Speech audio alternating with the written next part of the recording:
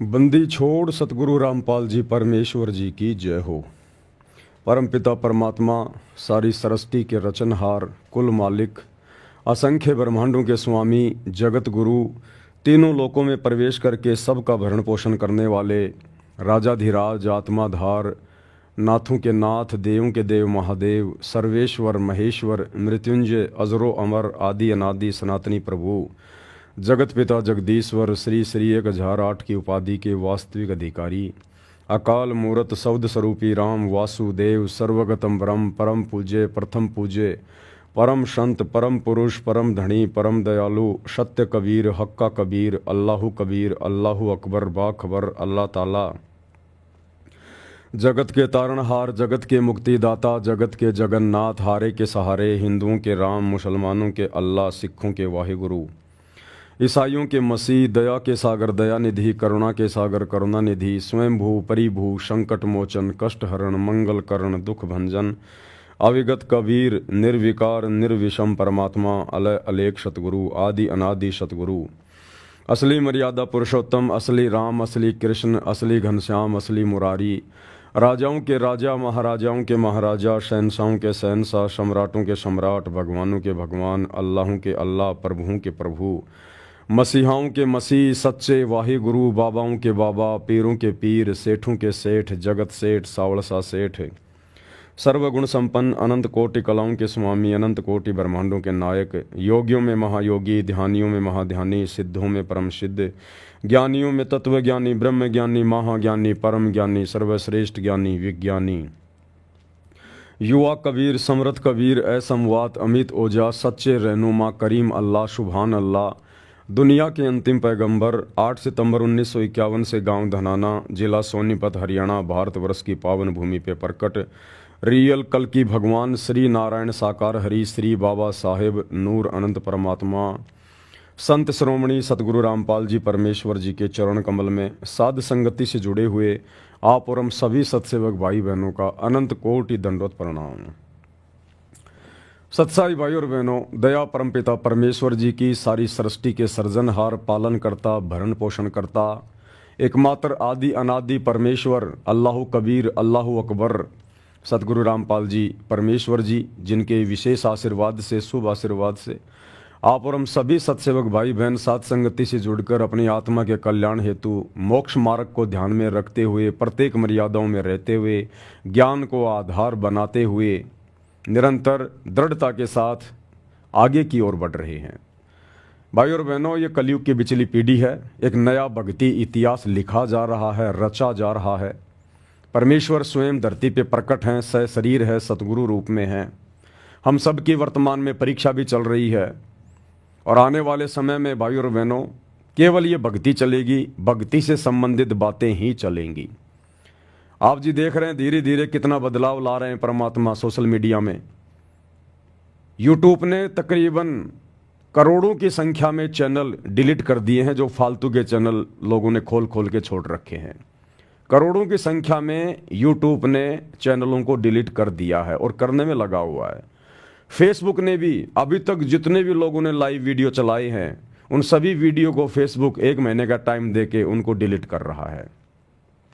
इसी प्रकार ये परमात्मा धीरे धीरे सारी की सारी जो गंदगी जो दुनिया ने सोशल मीडिया पर फैला रखी है काल प्रेरणा से, दुनिया भर के फालतू के वीडियो, फालतू के ड्रामेबाजी, ये सब धीरे धीरे डाटा डिलीट हो जाएगा और बहुत जल्द वो युग परिवर्तन का समय आ रहा है। उसके बाद इस दुनिया में केवल धार्मिक आत्माएं रह जाएंगी, परमात्मा चाहने वाली आत्मा रहेंगी। ना कोई फालतू की वीडियो बनाएगा, ना कोई डालेगा और ना कोई देखेगा। यदि कोई वीडियो डालेगा तो अपने गुरु के सत्संगों के डालेगा या फिर ज्ञान आधार से गुरु के सत्संगों के ऊपर वीडियो बनाए जाएंगे, जैसे वर्तमान में साध संगति के वीडियो बन रहे हैं। तो इसी प्रकार की वीडियो लोग देखेंगे और ये माहौल पूरी पृथ्वी का इस प्रकार से चेंज होगा।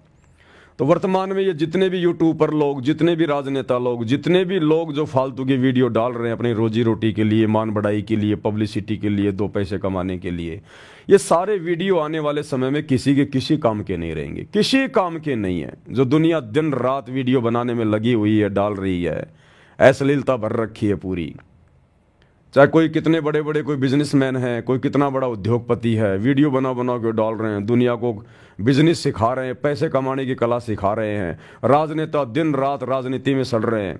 छोटे मोटे जो ये संगठन है, सामाजिक संगठन, धार्मिक संगठन, ये अपने अपने वजूद की लड़ाई लड़ रहे हैं फालतू की, पता नहीं बिना ज्ञान के।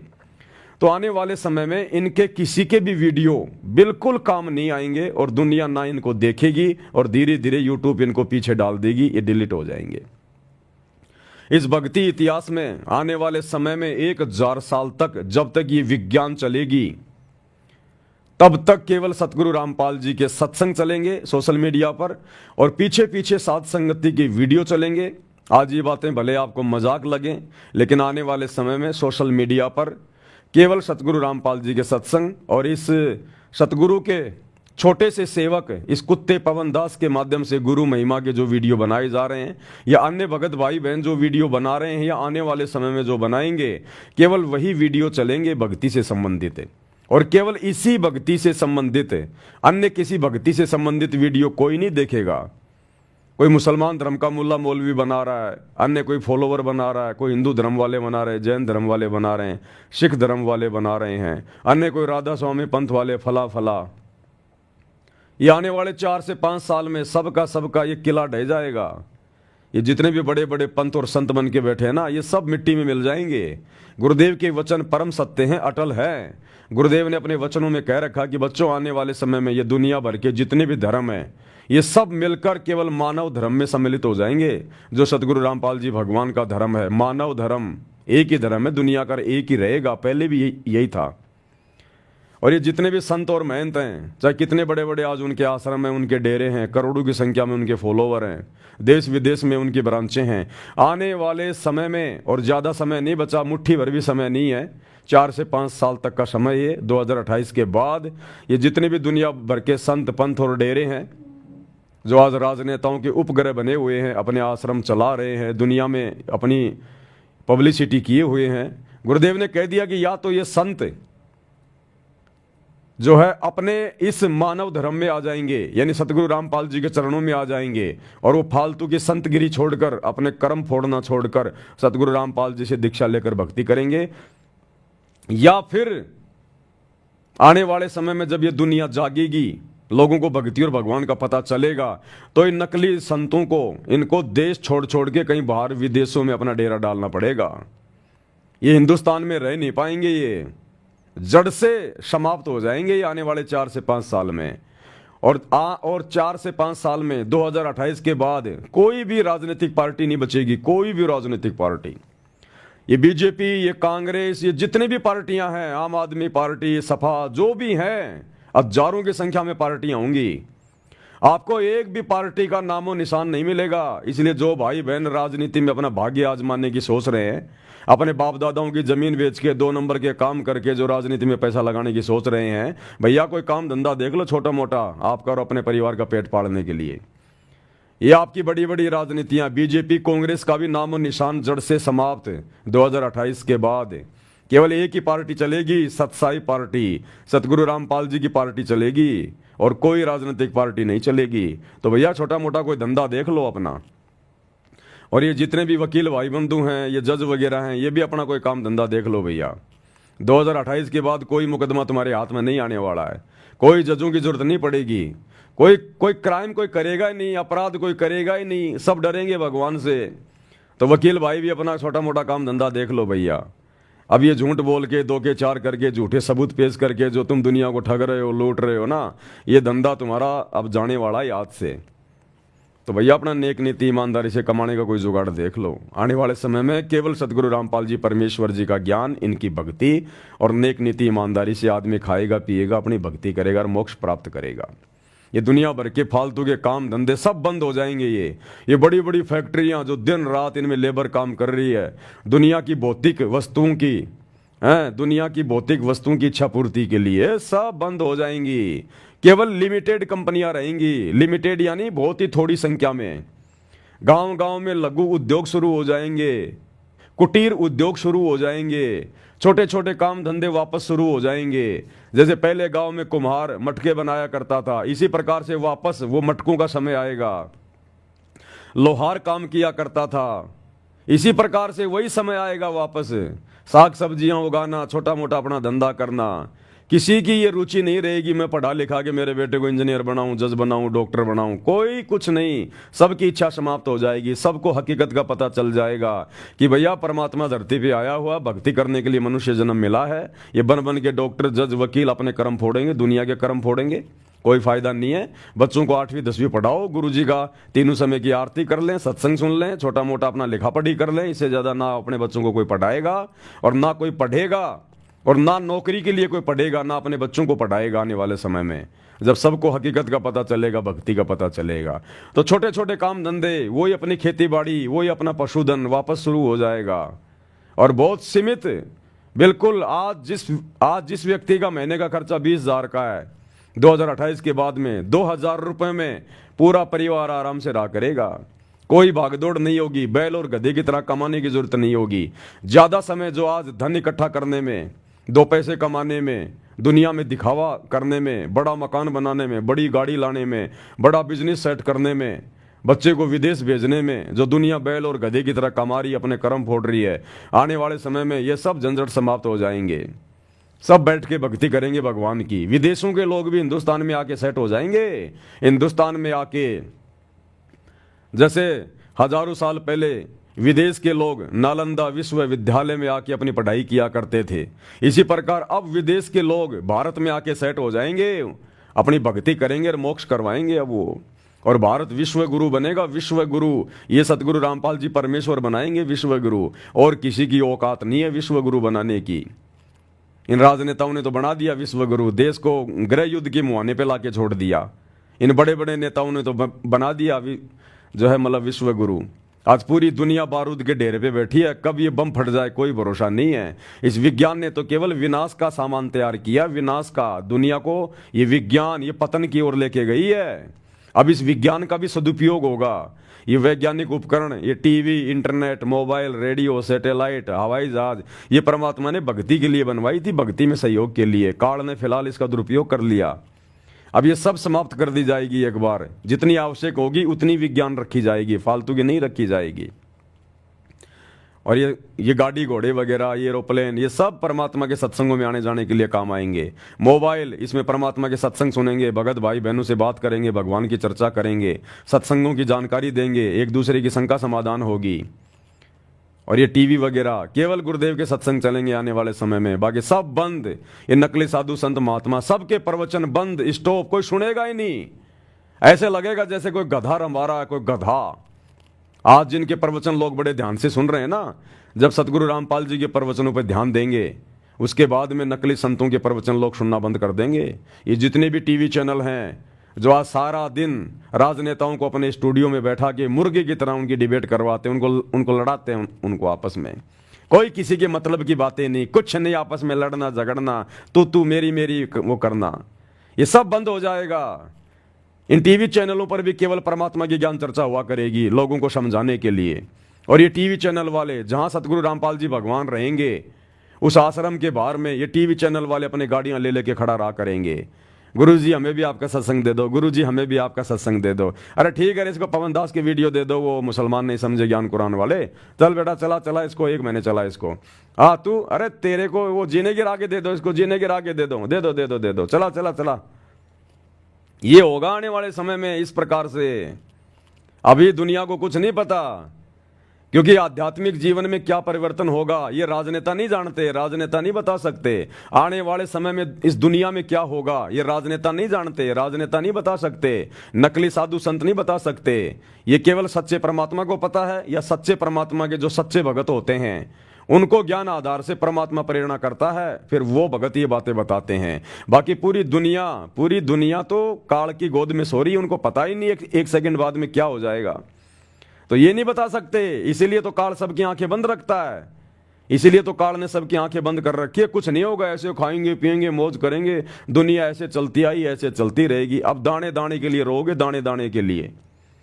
दाने दाने के लिए जो आज बकवाद कर रहे हैं, इस परमात्मा सतगुरु रामपाल जी भगवान के द्वारा मनुष्यों को सद्बुद्धि दे के जो ये वैज्ञानिक चीज़ें बनवाई गई हैं, ये गाड़ी घोड़े इंटरनेट रेडियो टीवी मोबाइल हवाई जहाज, जो लोग आज इनका दुरुपयोग कर रहे हैं फालतू में घूमने में फिरने में, दुनिया भर की रैलियों में, राजनीति में, कल को इन लोगों को घरों में बैठना पड़ेगा, इनके गाड़ियों में जर लगेगी, डीजल के पैसे नहीं होंगे इनके पास में, दाने दाने के लिए रोएंगे ये लोग। वो समय आएगा, फिर ये भीख मांगेंगे सतगुरु रामपाल जी भगवान से, ये भगवान हमें बचा लो, ये भगवान हमें बचा लो।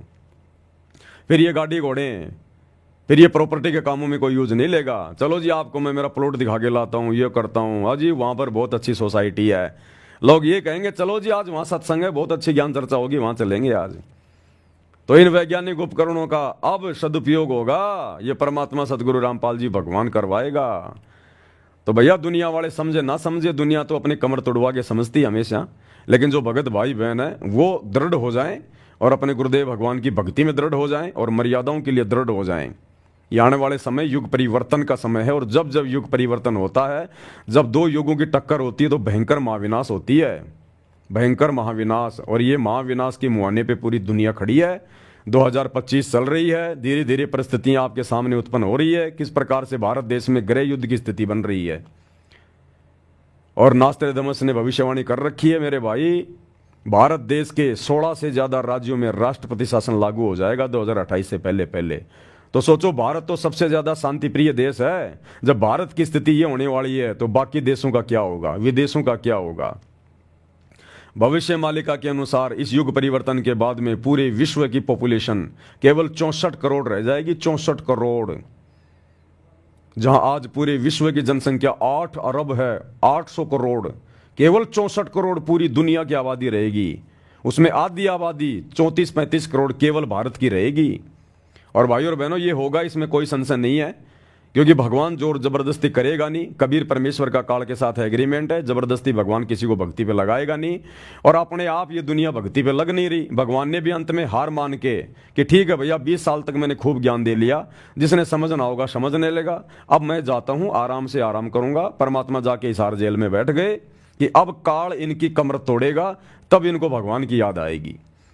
तो ज्ञान से दुनिया नहीं समझ रही है, ज्ञान से जिन्होंने समझना था वो समझ चुके हैं। सन 1994 से 2014 तक सतगुरु रामपाल जी ने ज्ञान देकर समझाया। 20 साल कम नहीं होती है, 20 साल तक अगर आप गधे को भी गीता पढ़ाओ, वो भी बैकुंठ जाने को तैयार हो जाए। ये कलयुगी इंसान नहीं समझ पा रहा। तो भगवान ने भी अंत में जेल में जाके बैठना ही अपना उचित समझा कि ठीक है भैया, अब जैसे जिनके भाग्य, जैसे जिनके कर्म, जब ये कर्मों के ये लठ पड़ेंगे, अपने आप सीधे हो जाएंगे। तो दुनिया ज्ञान से नहीं मानी, अब दुनिया मानेगी काल की मार से। तो अब युग परिवर्तन का दौर शुरू हो चुका है।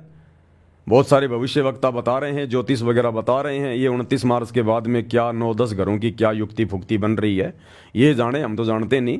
लेकिन जो भी है, हम तो हमारे गुरुदेव भगवान के अनुसार बोलते हैं। हमें जो महसूस होता है, जो आगे क्या समय आने वाला है, भगवान धरती पे है और दुनिया भगवान के साथ में बेअदबी कर रही है। 10 साल से भगवान को जेल में बैठा रखा है, तो दुनिया ने तो अपने पैर पे वैसे मार ली कुल्हाड़ी। तो दुनिया के साथ तो वो बनेगी जो आज से पहले नहीं बनी। तब कहीं जाकर दुनिया सतगुरु रामपाल जी को परमात्मा के रूप में स्वीकार करेगी, उनके चरणों में नाक रगड़ेगी। ऐसे कोई भगवान मानने वाला नहीं है यहाँ पर। लातों के भूत कभी बातों से नहीं मानते।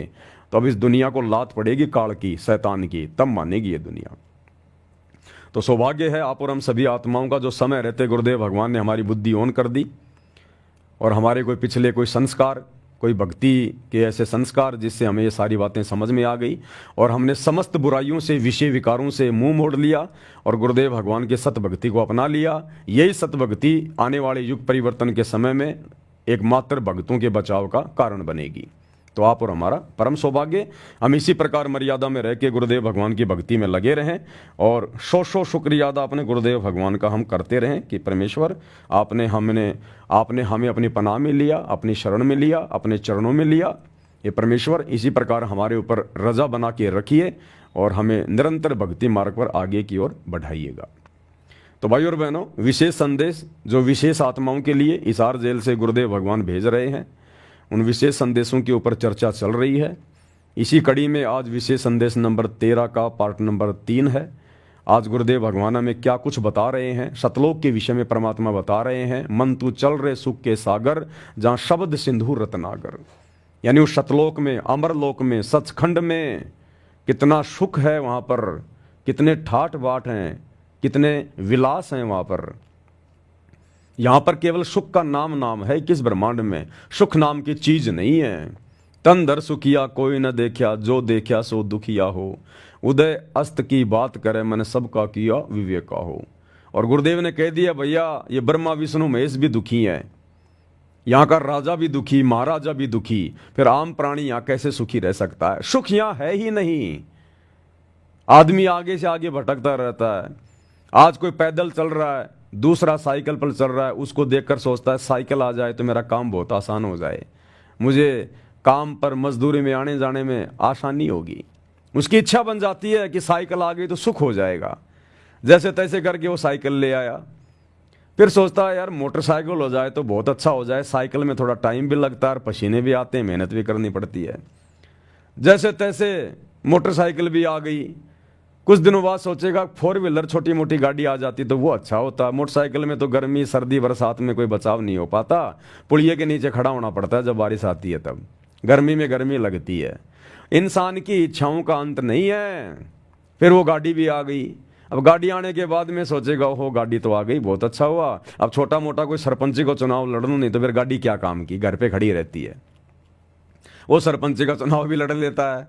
सरपंच बनने के बाद जब बड़े बड़े नेताओं की तरफ देखता है, अरे यार एमएलए बनो ना तब बात बने, और जैसे तैसे एमएलए भी बन जाता है। एमएलए बनने के बाद सोचता है कि अब मैं मुख्यमंत्री बनूं तब बात बने, वो भाई मुख्यमंत्री भी बन जाता है। मुख्यमंत्री बनने के बाद सोचता प्रधानमंत्री बनूं मैं, तब जाकर पूरी चौधर पूरा ठाट बाट पूरे देश का ठेकेदार बनूं मैं। अब वो प्रधानमंत्री बनने की सोचते सोचते बेचारा मर जाता है। अब मरने के बाद फिर वो गधापति बनता है, गधापति। वो गधा बनेगा, फिर कुमार के नीचे आएगा, उसकी सारी मौज मस्ती वो कुमार उसके एक ही जीवन में समाप्त कर देगा। रोजाना 2.5 मन का बोरा रखेगा, कमर पे ईंटें रखेगा, जख्म होगा, ऊपर से मारेगा लठ, खाने को कुछ देगा नहीं। उस अफलातून की सारी अफलातूनी उस एक ही गधे के जीवन में निकाल देगा ये काल। तो परमात्मा कहते हैं एक हरि की भक्ति बिन राजा गधा होए, और माटी लदे कुमार की घास न डाला कोई। अब दुनिया इन बातों को जानती नहीं।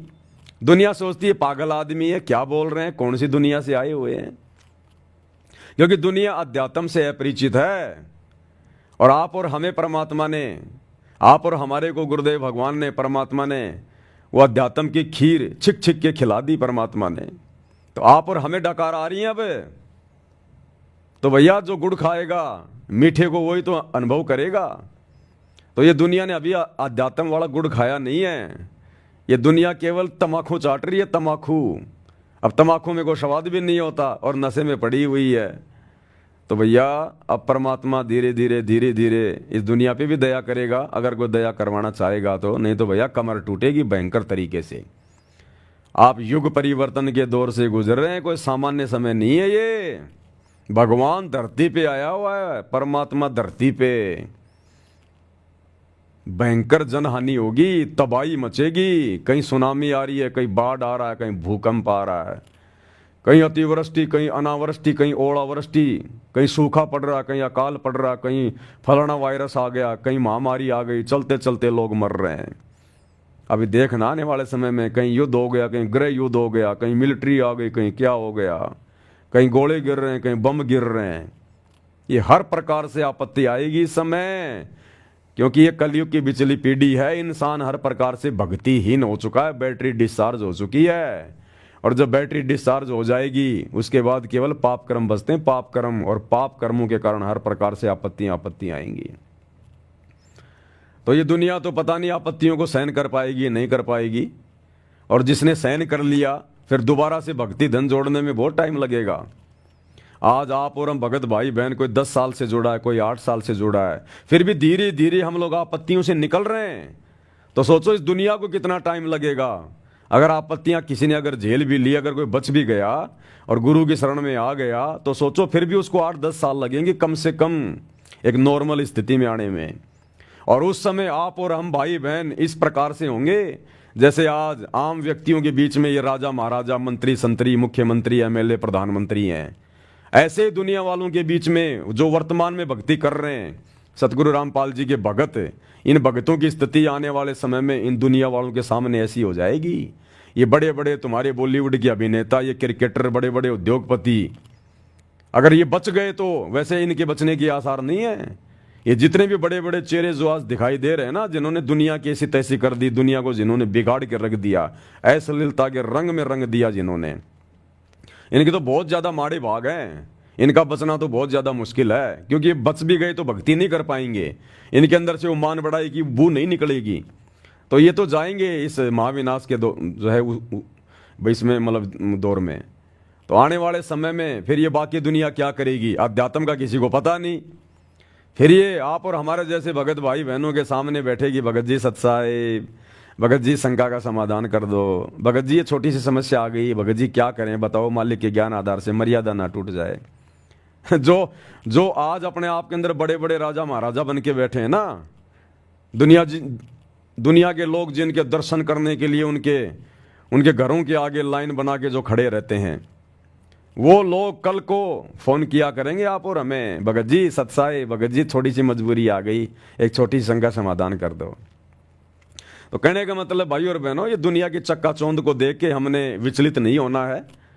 ये दुनिया काल की गोद में बैठी हुई है, और काल की गोद में चाहे कोई बैठा हो, कितना बड़ा हो, वो कुछ नहीं है, केवल उसका भोजन है, कुछ नहीं। वो अगले जन्म में गधा कुत्ता सुअर बन के घूमेगा, वो जो आज अफलातून बन के घूम रहा पूरी देश दुनिया में आज, जिसका नाम है, जो भक्ति नहीं कर रहा सतगुरु रामपाल जी की। और आप और हम जो भक्ति कर रहे हैं, आने वाला समय आप और हमारा होगा, क्योंकि सतगुरु का वचन कभी निष्फल नहीं जाएगा, नहीं जा सकता। ये आप और हमारे ऊपर निर्भर करता है कि हम सतगुरु के वचन को किस प्रकार से लेते।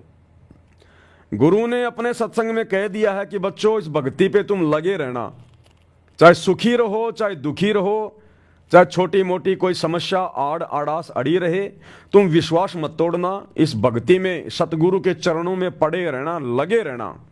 ये दरबार छोड़ के मत जाना तुम, चाहे भक्ति थोड़ी हो जाए, कैसे भी हो, तुम ये दरबार छोड़ के मत जाना। द्वार धनी के पड़ा रहे, धक्के धनी के खाए, सो काल जग जोरी पर द्वार छोड़ना जाए। तो परमात्मा संभालेगा, पकड़ेगा, उसकी नजर है, वो देख रहा है। और गुरुदेव का वचन है बच्चों, आने वाले समय में तुम्हारे मकान अलग होंगे, तुम्हारी कोठियां अलग होंगी। हालांकि आप और हमारी कोई इच्छा नहीं रहेगी बड़ा मकान बनाने की, बड़ी कोठी बने जो है वो बनने की, बड़ा कोई काम धंधा खोलने की, लेकिन ये होगा। अगर किसान ने खेत में बीज बोया है गेहूं का, और यदि उसकी बढ़िया से रखवाली करी है, तो भैया पशुओं का चारा तो होगा ही होगा, और पहले होगा, पहले अनाज से पहले होगा। तो हमें मोक्ष तो मिलेगा, उस मोक्ष से पहले हमें इस गंदे लोक के सुख भी परमात्मा देगा, क्योंकि उस समय हमें ज्ञान हो जाएगा। फिर हम माया का दुरुपयोग नहीं कर सकते, हमें उसकी हानि का पता चल जाएगा कि कहाँ ये हमें डुबोएगी और कहाँ हमें ये उबारेगी। उसके बाद परमात्मा समझदार बच्चे को फिर अपने खजाने की चाबी देगा। तो गुरुदेव ने कह रखा बच्चों, आने वाले समय में गांव में, नगर में, जहां भी तुम रह रहे हो, तुम्हारे मकान, तुम्हारी कोठियां अलग होंगी, और दुनिया चर्चा करेगी कि ये हैं सतगुरु रामपाल जी के भगत। अगर हम भी अगर समय रहते इनके गुरु जी की शरण में आ जाते, आज हमारे भी ऐसे ठाट बाट होते। ये सतगुरु का वचन है, डूम बाट के गीत नहीं है। साधु बोले सहज स्वभाव, साधु का बोला मिथ्या न जाए, और साध वचन पलटे नहीं चाहे पलट जाए ब्रह्मांड। लेकिन उस समय का इंतजार, और आप और हमने दृढ़ता, कहे कबीर सुनो भाई साधो मैं तो हूं विश्वास में। बस हमने विश्वास नहीं तोड़ना अपने गुरु जी से, चाहे कुछ भी हो जाए, कुछ भी हो जाए, चाहे हमारे साथ चाहे कितना ही बुरा होता दिखाई दे, वो बुरा नहीं हो रहा, उस बुराई में भी हमारी अच्छाई है, वो हमें नहीं दिखाई दे रही है वर्तमान में। बस हमारा गुरु अंतर्यामी है, हम अपने गुरु जी के अधीन हैं, हम उपचाराधीन हैं। जैसे डॉक्टर के अंडर में जब मरीज आ जाता है तो मरीज को नहीं पता डॉक्टर क्या इंजेक्शन लगा रहा है, इसमें कौन सी दवा मिली हुई है, ये दवाई तुझे क्या फायदा देगी, मरीज को नहीं पता, और ना मरीज कुछ बोलता, क्योंकि मरीज को डॉक्टर पे विश्वास होता है। तो इसी प्रकार गुरुदेव भगवान का ट्रीटमेंट चल रहा आप और हमारे ऊपर। हम उनकी हॉस्पिटल में एडमिट हैं, इस भक्ति वाली हॉस्पिटल में। अब गुरु जी का ट्रीटमेंट चल रहा है, हमने केवल मर्यादा में रहना है। मरीज ने केवल जो परहेज होते हैं वो निभाने होते हैं, और टाइम पे जैसा डॉक्टर ने बता दिया वैसी गोली दवाई खानी होती है। तो हम भक्तों ने अपने गुरु जी के नियम निभाने हैं, और जैसी भक्ति साधना गुरुदेव ने बता दी मर्यादा में रह के हमने वो भक्ति करनी है। बाकी काम हमारे गुरु जी का है, इस आध्यात्मिक वैद्य का है। ये कौन सी दवा लगाएगा, कब सुख देगा, कब ये दुख देगा, कब ये हल्का सा कोई झटका देगा, ये इसकी अपनी मौज, इसके अपने कर्म। हमने अपनी मर्यादाओं का ध्यान रखना है बस। यदि हमें विश्वास हो गया कि ये डॉक्टर पक्का है, फिर देखना भाई और बहनों आने वाले समय में फिर कैसे स्वस्थ नहीं होगा। जब मरीज डॉक्टर की दवा टाइम पे खाएगा, परहेज निभाएगा, तो मरीज भला फिर स्वस्थ कैसे नहीं होगा। तो इसी प्रकार जब हम गुरु जी की मर्यादा निभाएंगे और हमारे को पक्का विश्वास है कि इनके अलावा दूसरा कोई आध्यात्मिक वैद्य नहीं, कोई डॉक्टर नहीं, कोई संत नहीं, और उनके द्वारा बताई गई भक्ति की खुराक, तीनों समय की आरती, पांचों यज्ञ, सत्संग सुनना, सुमरण करना, नेक नीति मर्यादा में रहना, तो फिर कैसे नहीं होंगे हम सुखी। अरे जिसका ये लोक सुखी नहीं, उसका परलोक कभी सुखी नहीं हो सकता। तो भगवान जिन भक्तों का मोक्ष करेगा, जिनको सचखंड में भेजेगा, उनको पृथ्वी का भी सुख देगा परमात्मा, यहां का सुख भी देगा मालिक। ये ना सोचना कि आज हम गरीब हैं, निर्धन हैं, हमारे पास ना जमीन है, ना मकान है, ना कोई काम धंधा है, बड़ी मुश्किल से हम गुरु जी के शरण में आके अपना गुजारा कर रहे हैं। ये ना सोचना, ये परमात्मा है, अनंत रास्ते हैं इसके पास में, अनंत रास्ते। क्या सेऊ सम्मन ने कभी सोचा था कि हम कभी जिंदगी में सेठ बन जाएंगे? जो बेचारे सुबह कमाते थे, शाम को खाया करते थे, इतना गरीब परिवार, अपने बेटे की गर्दन तक उसको काटनी पड़ गई थी भगवान को भोजन करवाने के लिए, घर में आटा भी नहीं। क्या उसने कभी सोचा था सम्मन ने कि मैं दिल्ली का 1 नंबर का सेठ भी बन जाऊंगा? सपने में भी नहीं सोच सकता बेचारा, लेकिन भगवान ने बना दिया। क्या तैमूर लंग कभी सोच सकता था, जो भेड़ बकरियां चराया करता था, घर में आटा भी नहीं होता था, कि मैं राजा बन जाऊंगा और मेरे 7 पीढ़ी राज करेगी? लेकिन भगवान ने बना दिया। तो परमात्मा क्या नहीं कर सकता? वही तो परमात्मा है धरती पर आज हमारे गुरुदेव भगवान के रूप में। सतगुरु जो चावे सो करी ही, भरम पड़ो मत कोई, सेव धड़ पर शीश चढ़ाया पाछा करी रसोई। और मोला जल से थल करे, थल से जल कर देत, और साहिब तेरी साहिब भी श्याम कहूं के सवेत। तो परमात्मा कुछ भी कर सकता है, ये पल में राई से पहाड़ कर दे और पहाड़ से राई कर दे। ये वो समर्थ है, वो धनी है हम जिसकी शरण में आज। हम जगत सेठ की शरण में हैं, सावड़सा सेठ की शरण में। ये दुनिया जिस सावड़सा सेठ के मंदिर बना बना के श्री कृष्ण जी के नाम से पूज रही है ना, वो सावड़सा सेठ जिसने द्वारिका में जाके नरसिंह की हुंडी कैस की थी, वो सावड़सा सेठ ये सतगुरु रामपाल जी भगवान है, ये कबीर भगवान है। तो दुनिया को अभी पहचान नहीं है, आप और हमें पहचान हो गई। तो फायदा कौन उठाएगा? जो पहले स्कूल में जाएगा। अरे जो बच्चा पहले पढ़ाई पढ़ के सर्टिफिकेट लेके नौकरी लगेगा, वो ही तो सुख भोगेगा। बाकी तो उस समय सुख भोगेंगे जब उसी प्रोसीजर को पार करके नौकरी लगेंगे। तो दुनिया तो बहुत लेट आएगी इनकी शरण में, और आप और हम इनकी शरण में हैं, आप और हम ये पढ़ाई पढ़ रहे हैं। तो सबसे पहले नौकरी कौन लगेगा? सबसे पहले सुखी कौन होगा? मोक्ष किसका होगा? आप और हमारा होगा। और दूसरी बात भाई और बहनों, देखो ये अध्यात्म है, हमने कुछ चीज़ों का बहुत विशेष तौर पर ध्यान रखना है। एक छोटी सी ऑडियो जो मैंने आज ग्रुपों में डाली हुई है, जूली बहन की जो आई थी, हम लोगों ने ज्ञान को प्रथम रूप से आधार बना के चलना पड़ेगा इस भक्ति मार्ग पर, तब हमारी बात बनेगी, नहीं तो नहीं बन पाएगी। आने वाले समय में क्या होगा भाई और बहनों, कोई भी भाई बहन ये ना सोचे कि भाई मेरी जो उम्र है, मेरी उम्र अभी 30 साल की है, मेरी उम्र अभी 35 साल की है, और मैं तो बड़ा होऊंगा, भी टाइम लगेगा, बूढ़ा होऊंगा, उसके बाद मेरी भक्ति सफल होगी। आने वाले समय में, क्योंकि समय थोड़ा है परमात्मा के पास में, जितनी आत्माओं को गुरुदेव भगवान निकालेंगे अपने शरीर में रहते सहते, यानी इस तेज पुंज के शरीर में जो हमें दिखाई दे रहा है इनका, इस शरीर में धरती पर संत रूप में रहते रहते परमात्मा जितनी आत्माओं को निकाल पाएंगे निकाल देंगे। तो सभी भाई बहनों की प्रबल इच्छा होनी चाहिए हमारी। ये तो हमने कभी सौपन में भी नहीं सोचना, चाहे आप कैसी भक्ति कर रहे हैं, कितनी मर्यादा में कुछ भी हैं आप, लेकिन ये आपने जिंदगी में नहीं सोचना, चाहे आपकी 70 साल की उम्र हो रही है, 80 साल की उम्र हो रही है, हमने ये नहीं सोचना कि भगवान इस जन्म में नहीं तो अगले जन्म में तो पार हो ही जाऊंगा। ये सबसे बड़ी गलती होगी हमारी, सबसे बड़ी गलती। इसका मतलब हम अपने गुरु जी पर विश्वास नहीं कर रहे। अरे सतगुरु जो चाहे सो कर दे, अगर भक्ति की इच्छा होगी भगवान उम्र बढ़ा देगा। रामानंद की, पंडित रामानंद जी की 650 साल पहले परमात्मा ने उम्र बढ़ा दी थी, उसको चिंता हो गई थी। जब वो 124 साल का था, 104 साल का या वो कितना था, तब उसको परमात्मा मिले 5 साल की उम्र में। उसको फिर टेंशन हो गई कि जो भक्ति में कर रहा था ये तो 2 आने की भी नहीं, अब मेरी उम्र बची नहीं तो मेरा मोक्ष कैसे होगा। तो उसकी चिंता को देखकर भगवान ने 150 साल की उम्र दी उसको, पंडित रामानंद जी को, कि तेरे भाग्य में उम्र नहीं है, तेरी मौत तो उसी दिन होनी थी जिस दिन सिकंदर लोदी ने तेरी गर्दन काट दी थी, वो तेरा लास्ट दिन था। अब आगे का जीवन मैं दे रहा हूं तेरे को भक्ति के लिए। तो परमात्मा ने 150 साल की उम्र दे दी उसको। तो वर्तमान में कोई भाई बहन अगर 80 साल का भी हो रहा है ना, तो ये मत सोचना कि इस जन्म में नहीं तो अगले जन्म में तो पार हो ही जाऊंगा। ये अगला जन्म हमारी डिक्शनरी से हटा देना चाहिए हमने, ये दिमाग में नहीं आना चाहिए। अगला जन्म नहीं, बिल्कुल नहीं। वो भगवान की मौज है, वो गुरु की मौज है, अगला जन्म दे ना दे, लेकिन हमने नहीं सोचना बिल्कुल भी। और दूसरी बात, भले आपकी 30 साल की उम्र है, चाहे 40 साल की उम्र है, चाहे आपकी 50 साल की उम्र है, हमने सुबह उठते ही सबसे पहले भगवान से यह अरदास करनी है, परमात्मा पीछा छुड़ाओ। अगर आज भी आप सतलोक के लिए अगर मुझे लेकर जाना चाहोगे ना गुरुदेव, यदि आप आज और अभी इसी समय अगर आप मेरे सामने प्रकट होकर कहो बच्चों चलो बैठो विमान में, ए गुरुदेव मैं उसी समय आपके साथ चलने को तैयार हूं। हमने इस कदर तैयार रहना इस संसार से पीछा छुड़वा के कि भगवान जब तक हूं तब तक तेरी नौकरी कर रहा हूं, तेरे बच्चों का पेट भर रहा हूं, तब तक मैं अपनी जिम्मेदारियां निभा रहा हूं, काम धंधा कर रहा हूं। बाकी मेरी इस गंदे लोक में रुकने की, रहने की, जीने की कोई इच्छा नहीं है।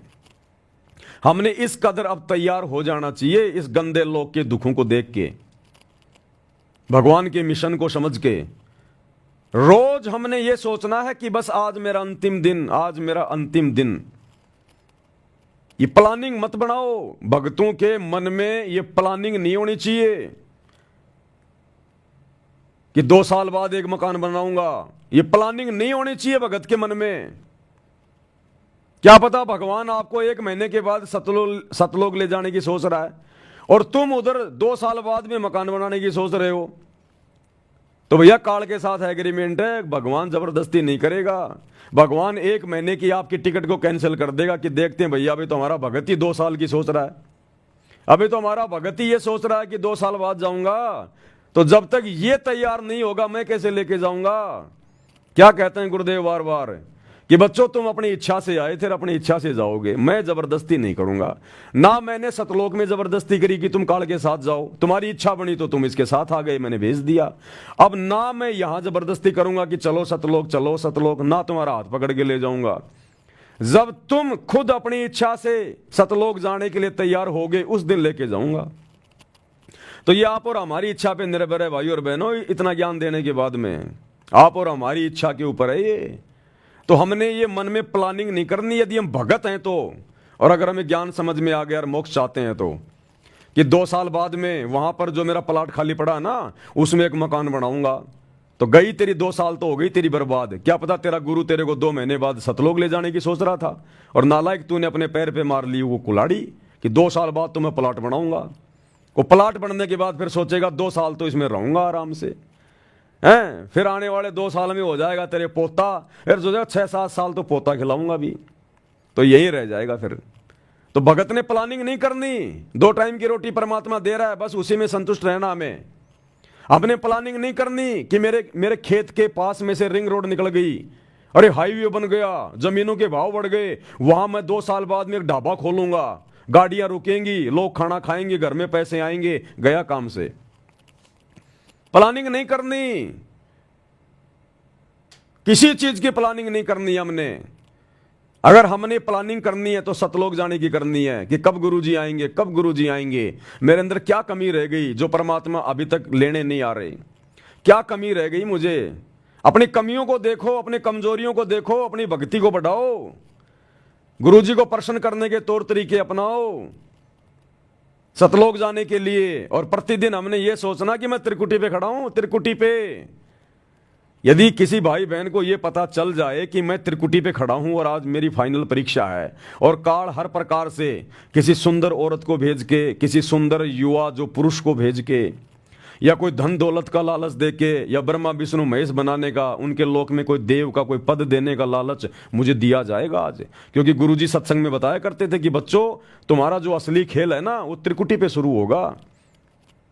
हमें गुरुदेव बताया करते थे कि बच्चों धरती पे ये काल कुछ नहीं कहेगा, तुम्हें कुछ नहीं कहेगा, ये इस पृथ्वी लोक पर तो जैसा तुम्हारा कर्म है उसी अनुसार तुम्हारे को अच्छा बुरा मिलेगा। ये इस पृथ्वी लोक पर तो जीव को छेड़ता भी नहीं है। इस काल का असली खेल शुरू होता है जब हम त्रिकुटी पर पहुंच जाते हैं, वहां ये अपना दाव खेलेगा। उससे नीचे ये कुछ नहीं कहता ये काल। उससे नीचे तो जैसे तेरे कर्म है वैसा ही तेरे को मिलेगा। तो प्रतिदिन हमने ये सोचना कि आज मैं त्रिकुटी पे खड़ा हूं, मेरा फाइनल डे है आज मेरी परीक्षा का दिन है। और परीक्षा के दिन में, जिस दिन बच्चे की परीक्षा होती है, अगर उसका जीजा भी आ जाए, उसका फूफा भी आ जाए, उसका कोई अच्छे से अच्छा कोई यार दोस्त मित्र कहे कि चल आज घूमने चलते हैं, अरे गाड़ी मेरे पास में, पैसे मेरे पास में हैं, तेरे को पैसे खर्च करने की जरूरत नहीं है, अरे कोई बात नहीं मैं लेके चलता हूं तेरे को फ्री में, चल आज घूमने चलते हैं, वो बच्चा कहीं नहीं जाएगा। उसको पता है कि आज तेरी परीक्षा है, अगर आज तू परीक्षा में नहीं गया, फेल हो गया, तेरा 1 साल बर्बाद होगा। तो भगत को डर होना चाहिए कि आज मैं त्रिकुटी पे खड़ा हूं, मेरा हर दिन ये त्रिकुटी का दिन है, और अगर मैं फेल हो गया मेरा एक जीवन जाएगा, एक जीवन पूरा। तो ये सोचकर, इतना भयभीत होकर हमने अपने हर दिन को त्रिकुटी पे खड़ा हुआ मानकर इस भक्ति मार्ग पे आगे बढ़ना है कि भगवान मेरी कहीं से भी आज मेरी परीक्षा हो सकती है। अगर मैं घर से बाहर निकल गया ना काम धंधे के लिए, कोई भी काम करता आदमी, तो ये सोच के घर से निकलना है कि आज मेरा फाइनल डे है, मैं त्रिकुटी पे खड़ा हूं।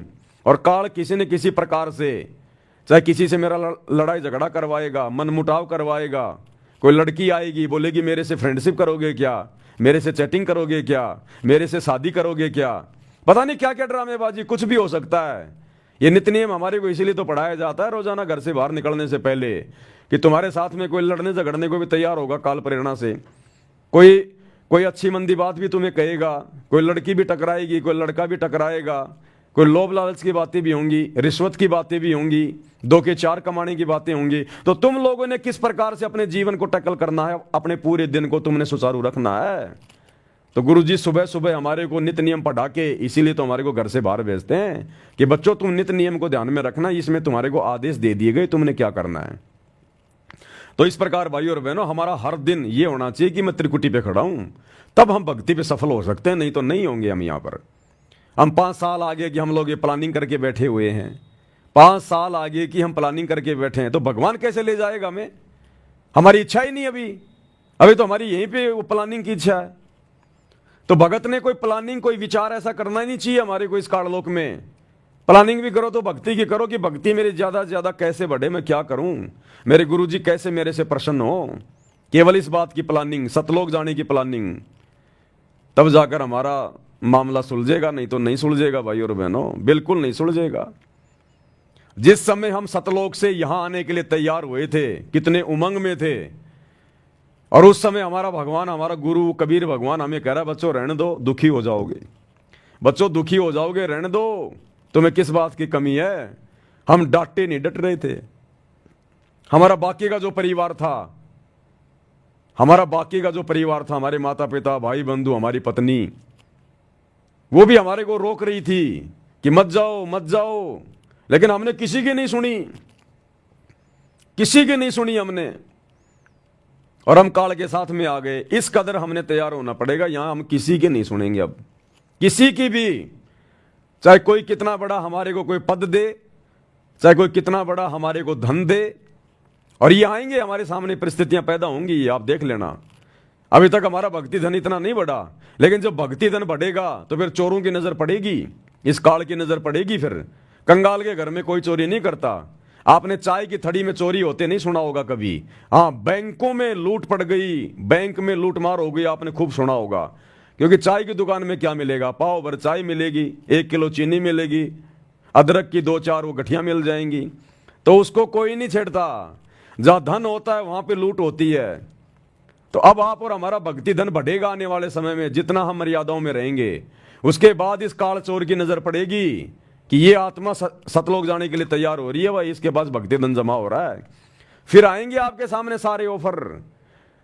आज आप और हमारी शकल देख के जो लड़कियां हमारी तरफ देखती नहीं, आपको एक एग्जाम्पल दे रहा हूं, जो लड़कियां भाई बहनों की तरफ देखती नहीं है, जो लड़के बहनों की तरफ नहीं देखते उनकी शकल सूरत को देख के, आने वाले समय में जब भक्ति धन बढ़ेगा, ये काल लोगों में प्रेरणा करेगा।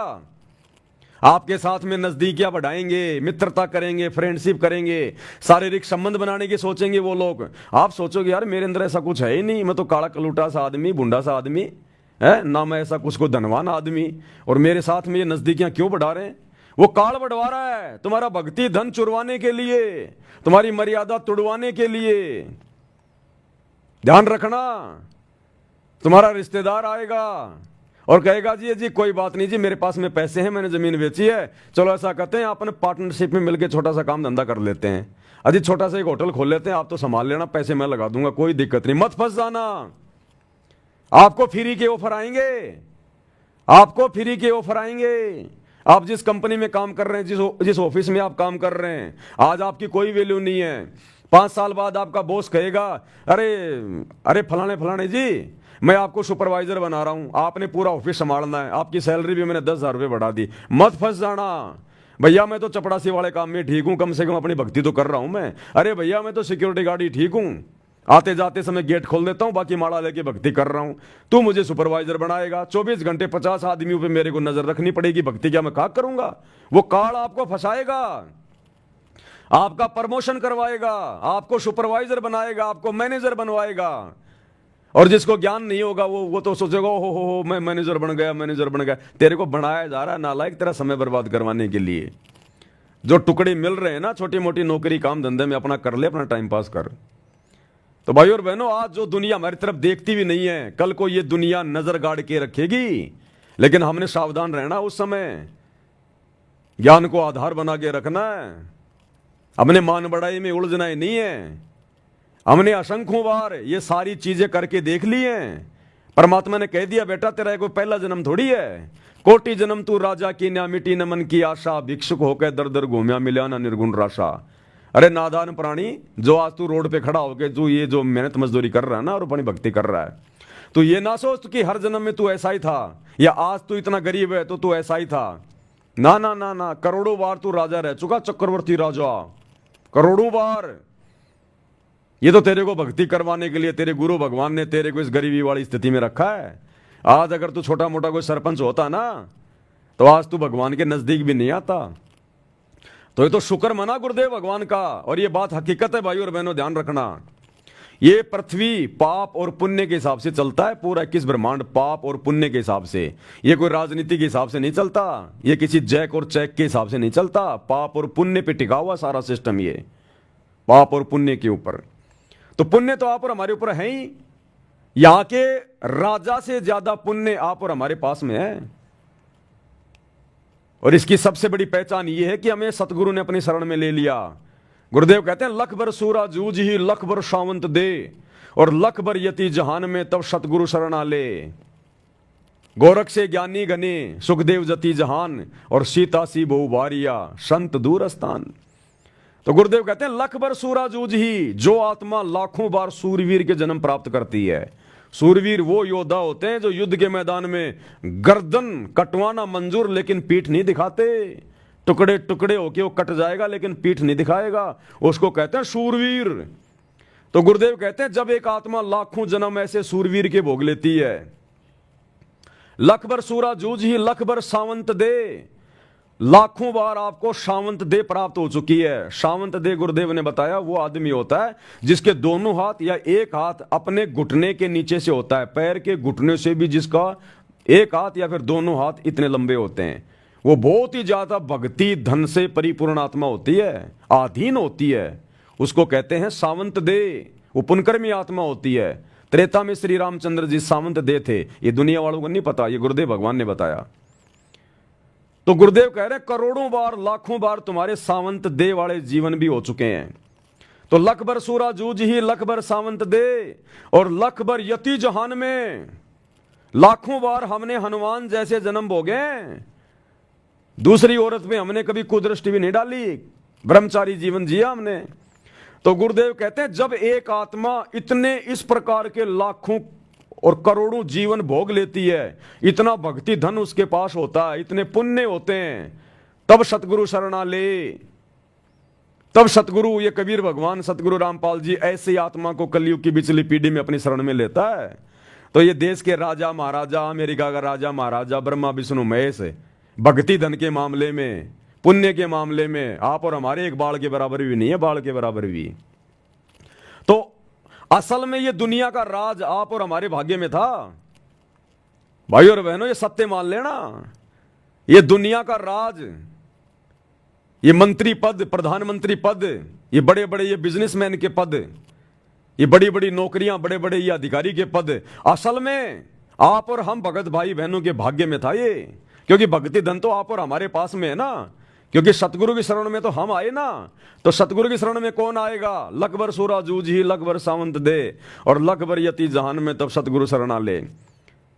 तो हम थे वर्तमान में इस दुनिया में सुख भोगने के अधिकारी, काल का झूठा सुख भोगने के अधिकारी। लेकिन हम परमात्मा की अच्छी आत्मा थी, इसलिए परमात्मा ने हमारे भाग्य से वो काल के झूठे सुख, वो मंत्री पद, प्रधानमंत्री पद, वो कैंसिल कर दिया परमात्मा ने, और हमारे को नॉर्मल स्थिति में रखा, ताकि मैं इनको अपनी शरण में ले लूं आसानी से। इन दुखों से दुखी होकर इनको भगवान याद आएगा।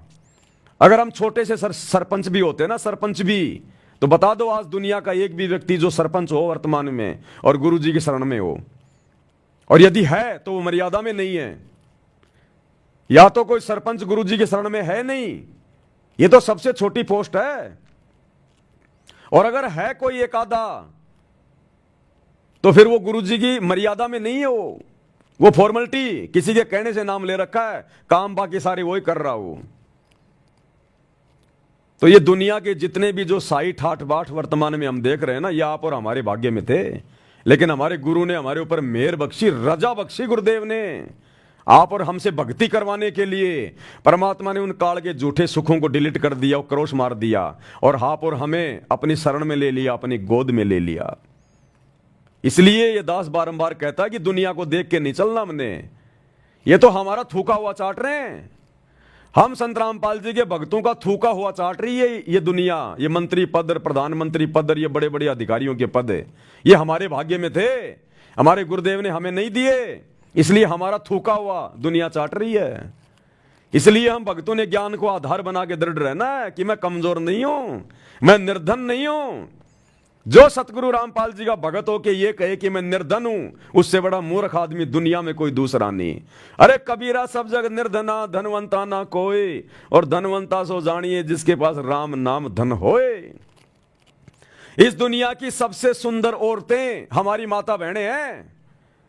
ये होनी थी दुनिया की सबसे सुंदर औरतें, क्योंकि हमारे पास में भक्ति धन है, और भक्ति धन से ही इस प्राणी को उच्च पोस्ट मिलती है, सुंदर शरीर मिलता है, गोरी गोरी काया मिलती है, सुंदर सुंदर उसको चेहरा मिलता है। लेकिन भगवान ने काट दिया हमारा मोक्ष करवाने के लिए, हमसे भक्ति करवाने के लिए, कि अगर मैं इस आत्मा को सुंदर शरीर दे दूंगा, 6 फुट का शरीर दे दूंगा, ये दिन में 10 बार शीशे में मुंह देखेगा, भक्ति क्या खाक करेगा? फिर ये अहंकार आएगा ही आएगा, मान बढ़ाई आएगी आएगी, सुंदरता की, अच्छे हट्टे कट्टे शरीर की आएगी आएगी, अहंकार मान बढ़ाई ये रह नहीं सकता आदमी, क्योंकि 5 विकार हमारे अंदर हैं। तो गुरुदेव ने हमारी उन माता बहनों को उतना सुंदर शरीर नहीं दिया, उन भगत भाई बहनों को उतना सुंदर शरीर नहीं दिया जो उनके भाग्य में था। तो जानबूझ के परमात्मा ने हमारी माता बहनों को और हम भगत भाई बहनों को वो सुंदर शरीर, सुंदर चेहरा नहीं दिया। घर में हमारे वो इतना पैसा नहीं दिया हमसे भक्ति करवाने के लिए। तो ये जितनी जितनी सुंदर माता बहनें, बड़ी बड़ी ये बॉलीवुड की हीरोइन बन के घूम रही हैं, बड़े बड़े राजघरानों की बहु बेटियां बन के घूम रही है, ये हमारी माता बहनों के द्वारा थूका गया चाट रही हैं। ये हम भक्तों के भाग्य में था, ये सुंदरता, ये सुंदर चेहरा, हट्टा कट्टा शरीर, ये हम भक्तों का थूका हुआ चाट रही है दुनिया। इसलिए हमने किसी के रूप रंग को देखकर, किसी के धन कार कोठी को देखकर, किसी के मंत्री पद को देखकर हमने अपने अंदर निराशा नहीं लेके आनी कि मैं गरीब हूं, मैं सुंदर नहीं हूं, मैं काला हूं, मैं कलूटा हूं। हम तो सबसे सुंदर थे, लेकिन भगवान ने जानबूझ के बनाया हमें भक्ति करवाने के लिए। इसलिए परमात्मा कहते हैं दुनिया को देख के नहीं चलना, ना दुनिया की धन संपत्ता, कार कोठी, पैसे, रंग रूप, कुछ नहीं देखना। ये हमारा थूका हुआ चाट रहे हैं। हमने भक्ति करके सतलोक जाना है, और अब सतलोक जाके हम वो चेहरा प्राप्त करेंगे, वो सुंदर चेहरा। अगर ब्रह्मा विष्णु महेश भी उस चेहरे को देख ले, जो चेहरा आप और हमारा सतलोक में है, जो हमें मिलेगा, ये पागल होके गिर जाए, पागल होके। इतनी सुंदरता, इतना नूर है, 16 सूर्य जितना नूर। ये भी पागल हो जाएं देख के, हमें वो शरीर मिलेगा। अब अगर भगवान हमें यही दे देते तो सतलोक में नहीं जा पाते, फिर हमारे गधे कुत्ते के मुंह लगते फिर अगले जन्म में। तो ये गुरु की हमारे ऊपर विशेष रहम, विशेष मेहरबानी, इसलिए हमने गुरुदेव के चरण धो धो के पीने चाहिए, अपने सतगुरु रामपाल जी भगवान के कि परमात्मा रजा बख्शी, आपने मुझे दुनिया का सबसे धनी बना दिया। ये भक्ति धन, इसकी कदर होगी। इस भक्ति धन से आगे का जीवन निर्धारित होता है, आगे के जन्म निर्धारित होते हैं। इस भक्ति धन से हमें मोक्ष मिलेगा, सदा सदा का अमृतत्व प्राप्त होगा, सुंदर शरीर मिलेगा, सारे ठाठ बाट मिलेंगे। तो सबसे बड़ा धनी कौन? ये दुनिया का धन तो यही रह जाएगा। आज कोई अरबपति है, खरबपति है, अरे ये सोने चांदी के सिक्के, ये कागज के नोट तो यही रह जाएंगे, उसका शरीर भी 2 मुट्ठी राख बन जाएगा, और आप और हमारा भक्ति धन जाएगा साथ में। ये भक्ति धन जो आज हम जोड़ रहे हैं भक्ति करके, ये हमारे साथ जाएगा। और परमात्मा कह रहे हैं सह शरीर लेके जाऊंगा अपने भक्तों को, सह शरीर।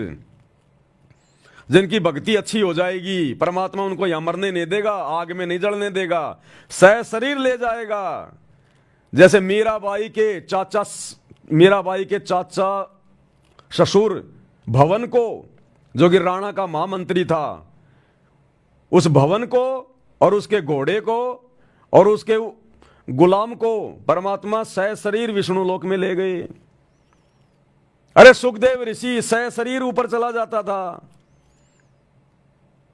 अरे हम उसके बच्चे हैं जो सह शरीर आता है, सह शरीर जाता है। तो जब हम उसके जैसे बन जाएंगे, कीट न जाने भृंग को सतगुरु कर ले आप समान, वो अपने जैसा है तो हमारे को बनाने आया है। जब हम उसके जैसे बन जाएंगे भक्ति करके, जीव से पीव श्रेणी में आएंगे, परमात्मा सह शरीर भी लेके जाएगा। उनका वचन है, सत्संग में बोल रखा है कि बच्चों सतलोक जाओगे, सह शरीर जाओगे, तो सह शरीर भी लेके जाएगा परमात्मा अपनी आत्माओं को, आप देख लेना। तो हम फिर क्या देखें हम इस दुनिया को, क्या देखें हम इस दुनिया को? एक गाना था पहले, अब ध्यान में नहीं आ रहा, कि दुनिया के वो अपनी प्रेमिका से कहता कि देख के तेरे रंग को, रूप के नजारे को, अब बाकी नजारे में क्या देखूं। यानी मैं दुनिया के नजारे क्या देखूं, तू इतनी सुंदर है, इतनी प्यारी है, तू मेरे दिल में बस गई, समा गई, अब मैं दुनिया की तरफ क्या देखूं, बाकी नजारे में क्या देखूं। तो भैया इसी प्रकार हमें सुंदर परमात्मा मिल गया, समर्थ सतगुरु मिल गया, भक्ति धन मिल गया, भक्ति विधि मिल गई, सतलोक जाने का रास्ता मिल गया। अब ये गंदी दुनिया के गंदे नजारे, राजपाट, ये हम क्या देखेंगे? हम इंद्रदा राज कागदा विष्टा ना भोगा इंद्राणी नु। तो फिर यहां के राजपाट क्या है? फिर कव्य की बीट से भी गिरे हुए। इसलिए हमने हर प्रकार से अपनी आस्था को हटा के, दुनियादारी से अपनी मोह ममता को हटा के, लोग खा रहे हैं, पी रहे हैं, मंत्री प्रधानमंत्री राजा बन रहे हैं, कार कोठियां खरीद रहे हैं, वो अपने भाग्य का खरीद रहे हैं। उन्होंने किसी जन्म में इसी सतगुरु की भक्ति की थी, लेकिन वो गधे रह गए, पार नहीं हो पाए। आज अपना भक्ति धन वो बर्बाद कर रहे हैं। तो ऐसे ऐसे जन्म आप और हम ना जाने कितने भोग चुके हैं, कितने जन्म हमने बर्बाद कर लिए। इसलिए भगवान ने आप और हमारे ऊपर ये दया बख्शी है। इतना ज्ञान इसलिए तो देता भगवान आके कलयुग की पिछली पीढ़ी में, हमारी आत्मा को ऊपर उठाने के लिए, जगाने के लिए, कि मत देखो दुनिया को। इसलिए तो गुरु जी कहते हैं यो गुरु ज्ञान विज्ञान वाणी, और जीवित ही जग में मरो, कि जीवित मर जाओ। मरा हुआ आदमी दुनिया देख के नहीं जीता। चाहे दुनिया कितनी ऐसो आराम कर रही है, कोई गाड़ी निकाल रहा है, कोई कुछ भी कह रहा है, कोई इज्जत कर रहा है, बेइज्जती कर रहा है, मरा हुआ आदमी कुछ नहीं करता, नो रिएक्शन। तो हमने कोई रिएक्शन नहीं देना इस दुनिया को। आपका पड़ोसी चाहे बहुत बड़ा कोई अधिकारी बन गया, उसका बेटा, आपने ये सोचकर अपने बेटे को डांटना नहीं है, फटकारना नहीं है कि नालायक देख वो तेरे साथ था, वो तेरा साथी, देख आज वो अधिकारी बन गया और तू यहीं पड़ा हुआ है। नहीं, तेरे बेटे को जो पद मिल गया, भक्ति पद मिल गया, उसके बराबर तो ब्रह्मा विष्णु महेश का पद नहीं है। तो हमने अपने मन में कोई हीन भावना नहीं लेके आनी, कोई निराशा पैदा नहीं करनी। हमसे बड़ा सेठ इस धरती पे कोई नहीं, और हमारे बाप से बड़ा जगत सेठ कोई धरती पे नहीं। फिर हम किस बात की चिंता करें? कौन है फिर हमारे आगे? तो विचार करना भाई और बहनों आप इन सब बातों का। ये ज्ञान आधार की भक्ति है। हमने दुनिया की तरफ नहीं देखना बिल्कुल भी। दुनिया जो भी कुछ कर रही है, सतगुरु की शरण में आए बिना। ये तो गधा बनने की तैयारी कर रही है, गधा बनने की तैयारी, गधा बनने की तैयारी। आपको कोई आदमी ये कहे कि लो जी रसगुल्ले खाओ, और आपने हाथ में पकड़ लिया हाँ रसगुल्ले हैं तो खाने की चीजें, और जैसे आप खाने लगे उठा के, वो बोलो रुको रुको रुको, एक शर्त है। क्या? एक रसगुल्ला खाने के बाद में 20 डंडे भी खाने पड़ेंगे, ये नियम है। एक रसगुल्ला खाने के बाद में 20 जो है वो डंडे खाने पड़ेंगे जोर जोर से। आप खाओगे वो रसगुल्ला? अरे कौन होगा गधा जो वो रसगुल्ला खाएगा कि एक रसगुल्ला खाने के बाद में 20 जो है मतलब डंडे खाने पड़ेंगे? वो बोलेगा भैया ले जा तेरे रसगुल्ले। तो इस काल के जो झूठे सुख है ना, ये राजपाट वगैरह, धन दौलत वगैरह, ये तो मीठे रसगुल्ले हैं झूठे। आज तो खा लो, आज तो खा लो ये काल के ये रसगुल्ले, और कल को शरीर छूटने के बाद फिर लठ भी तो पड़ेंगे फिर कुम्हार के। 84 लाख योनियों में डालेगा, बैल बना के ऊंट बना के खेत में जुतवाएगा, फिर ये पीछे से हाड़ी मारेगा लठ, नाक में डालेगा रस्सा। आज अगर नाक का बाल भी अगर उखड़ जाता तो कितना दर्द होता है। नाक में छेद करके रस्सा डालेगा और यूं खींचेगा, फिर इधर चल इधर चल इधर चल इधर चल। तो ये काल के झूठे सुख ये हैं भैया। तो भगत तो खाना चाहेगा नहीं, भगत तो वो ही खाएगा जितना गुरुजी खिलाएंगे। और गुरुजी ने कह दिया बेटा साईं इतना दीजिए जिसमें कुटुंब समाए, और हम भी भूखे ना रहें, अतिथि ना भूखा जाए। और फिर हमें चिंता किस बात की? हम जगत सेठ के बच्चे भक्ति कर रहे हैं तो क्या भगवान खाना नहीं देगा? अरे जिस भगवान ने बिना हमसे पूछे, जिस सतगुरु रामपाल जी भगवान ने बिना हमसे पूछे, और हम तो जानते भी नहीं थे क्या मोक्ष है, क्या सतलोक है, क्या भक्ति है, क्या शास्त्र हैं, वेदों में क्या लिखा, कुछ जानते थे क्या? कुछ नहीं जानते थे। भगवान ने आके बताया, जनाया। तो जिस भगवान ने हमसे बिना पूछे हमारे को करने के लिए भजन दे दिया, भजन, तो क्या वो भगवान फिर हमारे को भोजन नहीं देगा? अरे जो भजन दे सकता है क्या भोजन नहीं देगा क्या? तो भगत ने भोजन की चिंता तो होनी नहीं चाहिए। जिसको भजन मिल गया फिर भोजन की चिंता नहीं होनी चाहिए। फिर तो भगवान कहते हैं चिंता तो एक ही होनी चाहिए, चिंता तो हरि नाम की और न चिंता दास। और जो कोई चिंता नाम बिना यानी भजन बिना सोए काल की फांस। अब्राहिम सुल्तान को जब वो जंगल में था ऊपर से थाड़ आता था, बना बनाया भोजन। ऋषभनाथ जब वो जंगल में चला गया राजपाट छोड़ के परमात्मा की प्रेरणा से भक्ति करने के लिए, ऊपर से थाड़ आता था सतलोक से। तो ये वही समर्थ परमात्मा, ये वही कबीर देव, ऋषभ देव के आइया कभी नामे करतार, ये वही कबीर देव सतगुरु रामपाल जी के रूप में हमें प्राप्त है, जो पूरी दुनिया को खिला रहा है, तीनों लोकों में प्रवेश करके सबका भरण पोषण कर रहा है। तो क्या हमें नहीं देगा क्या भगवान? कुछ भी दे देगा ये परमात्मा तो अपने बच्चों को। ये वो समर्थ है। परमात्मा कहते हैं सौपन में बैर लड़ाई कहे जय कोई कहिए राम, वाक्य पक्की पावड़ी मेरे तन को चाम। गुरुजी कहते हैं अगर कोई मेरी भक्ति मर्यादा में रह के अगर मेरी भक्ति कर रहा है, कहता है मैं इतना प्रसन्न होता हूं मेरी उस प्यारी आत्मा के लिए, अपने शरीर की ये चाम उधेड़ के, खाल उतार के और मेरे भगत के पैरों की जूतियां बना दूं मैं। ये भगवान हमसे इतना प्रेम करता है तो क्या खाने के लिए भोजन नहीं देगा हमारे को? बस हम इनके कहे अनुसार चलते रहें, इनकी मर्यादा में लगे रहें। ड्रामेबाजी इसको पसंद नहीं है, बकवाद इसको पसंद नहीं है। ये जितना प्रसन्न होता है ना भगत की भक्ति से कि मैं अपने शरीर की चमड़ी उतार के अपने भगत के पैरों की जूतियां बना दूं, फिर मर्यादा तोड़ने वालों से नाराज भी उतना ही होता है। अगले जन्म में फिर उसको बकरा बना के, मुर्गा बना के, उस कसाई से फिर उसकी चमड़ी उधड़वा देता। फिर ये चमड़ी भी उधड़वा देता है। ये ना सोचना कि ये दयालु दयालु है। हिरणाकुश की छाती भी इसी ने फाड़ी थी। ब्राह्मण बाणा कर्म कसाई हिरणाकुश की छाती फड़वाई। इसी भगवान ने नरसिंह रूप धारण करके सतगुरु रामपाल जी ने। ये ना सोचना केवल ये दयालु दयालु है। ये दयालुता केवल उसी समय दिखाता जब ये धरती पर संत रूप में आता है, क्योंकि संत रूप में इनको फॉलोवर बनाने होते हैं, इनको ज्ञान देना होता है, इनको भगत बनाने होते हैं। इसलिए ये कभी चींटी को भी नहीं सताता, ना किसी को ये आदेश देता। तो संत रूप में केवल ये दयालुता दिखाता है। अन्यथा यही सतगुरु रामपाल जी भगवान, यही कबीर भगवान त्रेता युग में हिरणाकुश बन के नरसिंह रूप धारण करके, और हिरणाकुश की छाती भी इसने फाड़ी थी नाखूनों से। रावण की छाती में तीर भी इसी ने ठोका था, क्योंकि उस समय ये कोई संत रूप में नहीं था, उस समय इसने कोई भगत नहीं बनाने थे। आज इसने भगत बनाने, उदाहरण पेश करना कि साधु कैसे होते हैं, इसलिए आज इस चींटी को भी सताने का आदेश नहीं देता।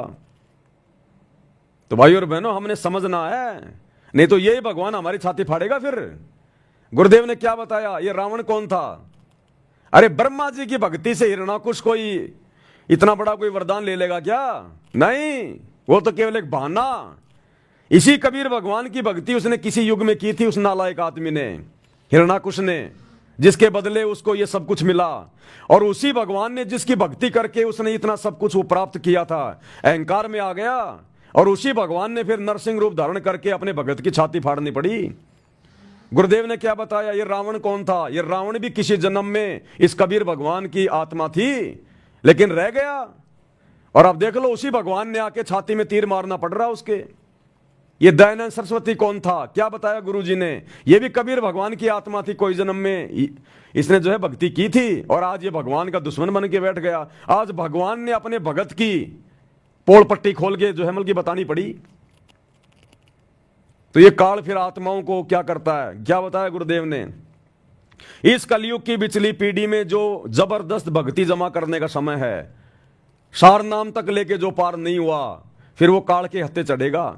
फिर काल उनमें से 12 आत्माओं को सेलेक्ट कर लेता है, जिनको क्या कहते हैं, अचिंत हंस।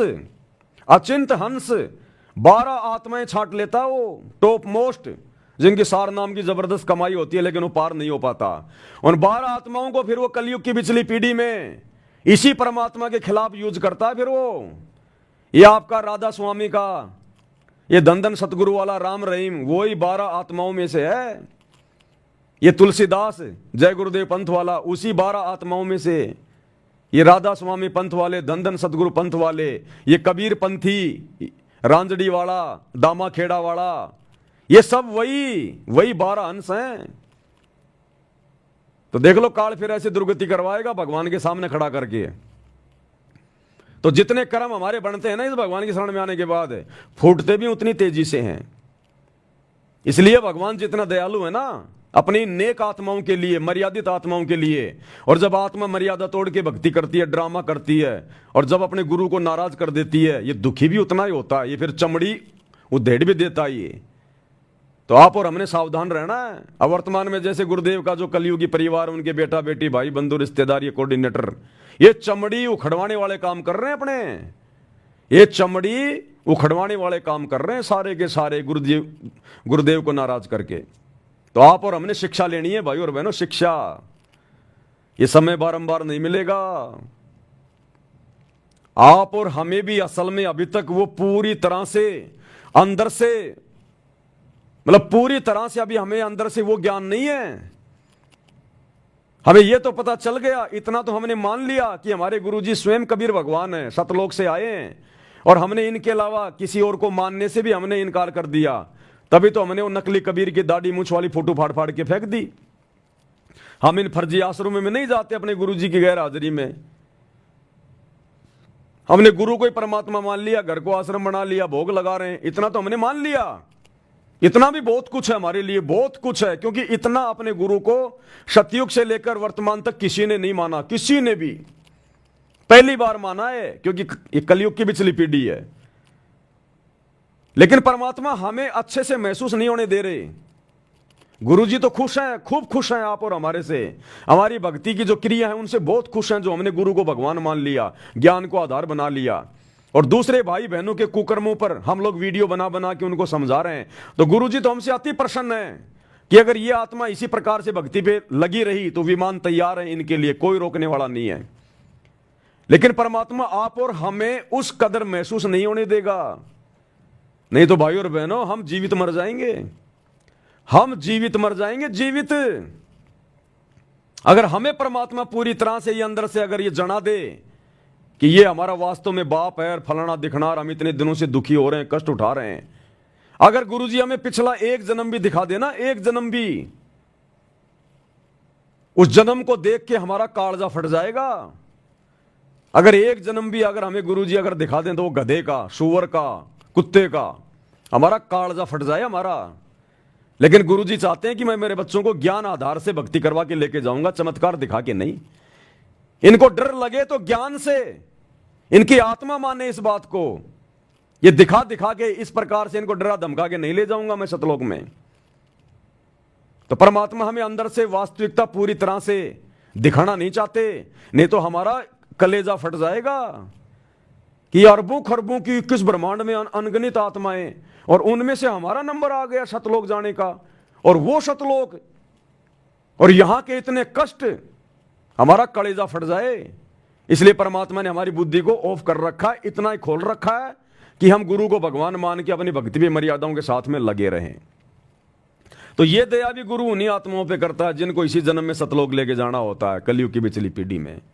अन्यथा वो गुरु जी के दोनों नालायक बेटे, आपने देखा होगा कल वीडियो में, सर पे पगड़ी बांध के गले में माला डलवा के श्री कृष्ण जी का वो पुरस्कार ले रहे हैं। अरे गधे, सतगुरु का भगत हो के श्री कृष्ण जी की फोटो का, मूर्ति का तू वो पुरस्कार ले रहा है गौशाला में जाके। कहां ले जाएगा वो फोटो तू? गधे, या तो आश्रम में ले जाएगा या अपने घर पे ले जाएगा। अब बताओ, जबरदस्ती काल को प्रवेश कर रहा अपने घर में। भाई गुरु जी के दोनों लड़के ने वो पुरस्कार ले लिए, मूर्ति ले ली वो श्री कृष्ण जी की। अरे मूर्ति ले ली तो उन्होंने तो, गौशाला वालों ने तो आप लोगों को दे दी। अब तुम क्या करोगे उसका बताओ? या तो आश्रम में ले जाओगे या अपने घर पे ले जाओगे। तो जबरदस्ती काल को लेके जा रहे हैं अपने घर पर। तो ऐसों की आने वाले समय में भाई और बहनों चमड़ी उधड़वाएगा ये परमात्मा, चमड़ी। तो हमने ऐसे कुकर्मी काल के जीवों से वो भगत बने दिखाई देते हैं।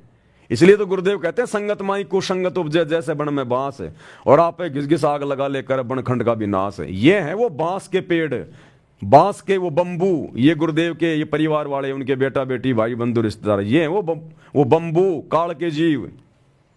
तो हमने इनके कुकर्मों से भी शिक्षा लेनी है और अपने गुरुदेव की सत्संगों वाली शिक्षा को आधार बना के हमने आगे बढ़ना है, गलतियां करने से बचना है। बहुत सारी बातें हैं भाई और बहनों, बहुत। अब ये क्या होता है भाई और बहनों, अब मैं तो आपकी तरह 2 कोड़ी का जीव हूं। मेरे को नहीं पता होता जब मैं आप लोगों के सामने बैठता हूं लाइव में तो मैं क्या बोलूंगा। नहीं, मेरे दिमाग में थोड़ी थी ये बातें कि मैं जो 1 घंटे से भोंक रहा हूं मैं ये बातें बोलूंगा। मैं तो विशेष संदेश नंबर 13 का पार्ट नंबर 3 लेके आया था कि जो परमात्मा बुलवाएंगे बोलेंगे। तो अब 1.5 घंटे से परमात्मा ने देखो किसी मैटर पे हमारे को आगे बढ़ा दिया। तो ये सतगुरु, फिर दास तो केवल यंत्र है, फिर सतगुरु के हाथ में रिमोट है। सतगुरु ने जो चैनल ऑन करना ना वही करेगा, दास की बस की बात नहीं है। फिर वहां पर 2 कोड़ी के जीव हैं अपन, पत्थर हैं पत्थर। पंखा चाहे 1 लाख रुपए का क्यों ना हो, चाहे सोने चांदी की उसकी पंखुड़ियां क्यों ना हो, पंखे की औकात नहीं है जब तक उसका मालिक उसका बटन दबाए और वो चल जाए। वो बटन दबाएगा तभी चलेगा, वो यंत्र है खाली। तो इसी प्रकार आप और हम सभी भाई बहन केवल यंत्र हैं सतगुरु के, और हमने अपना रिमोट अपने गुरुजी के हाथ में दे रखा है। जिसने मर्यादा तोड़ के काल के हाथ में दे रखा होगा तो काल चलाएगा, और जिसने मर्यादा में रह के अपने गुरुजी को दे रखा अपना रिमोट तो गुरुजी चलाएगा। तो ये परमात्मा के ऊपर निर्भर करता है, परमात्मा के ऊपर डिपेंड करता है सारा सब कुछ।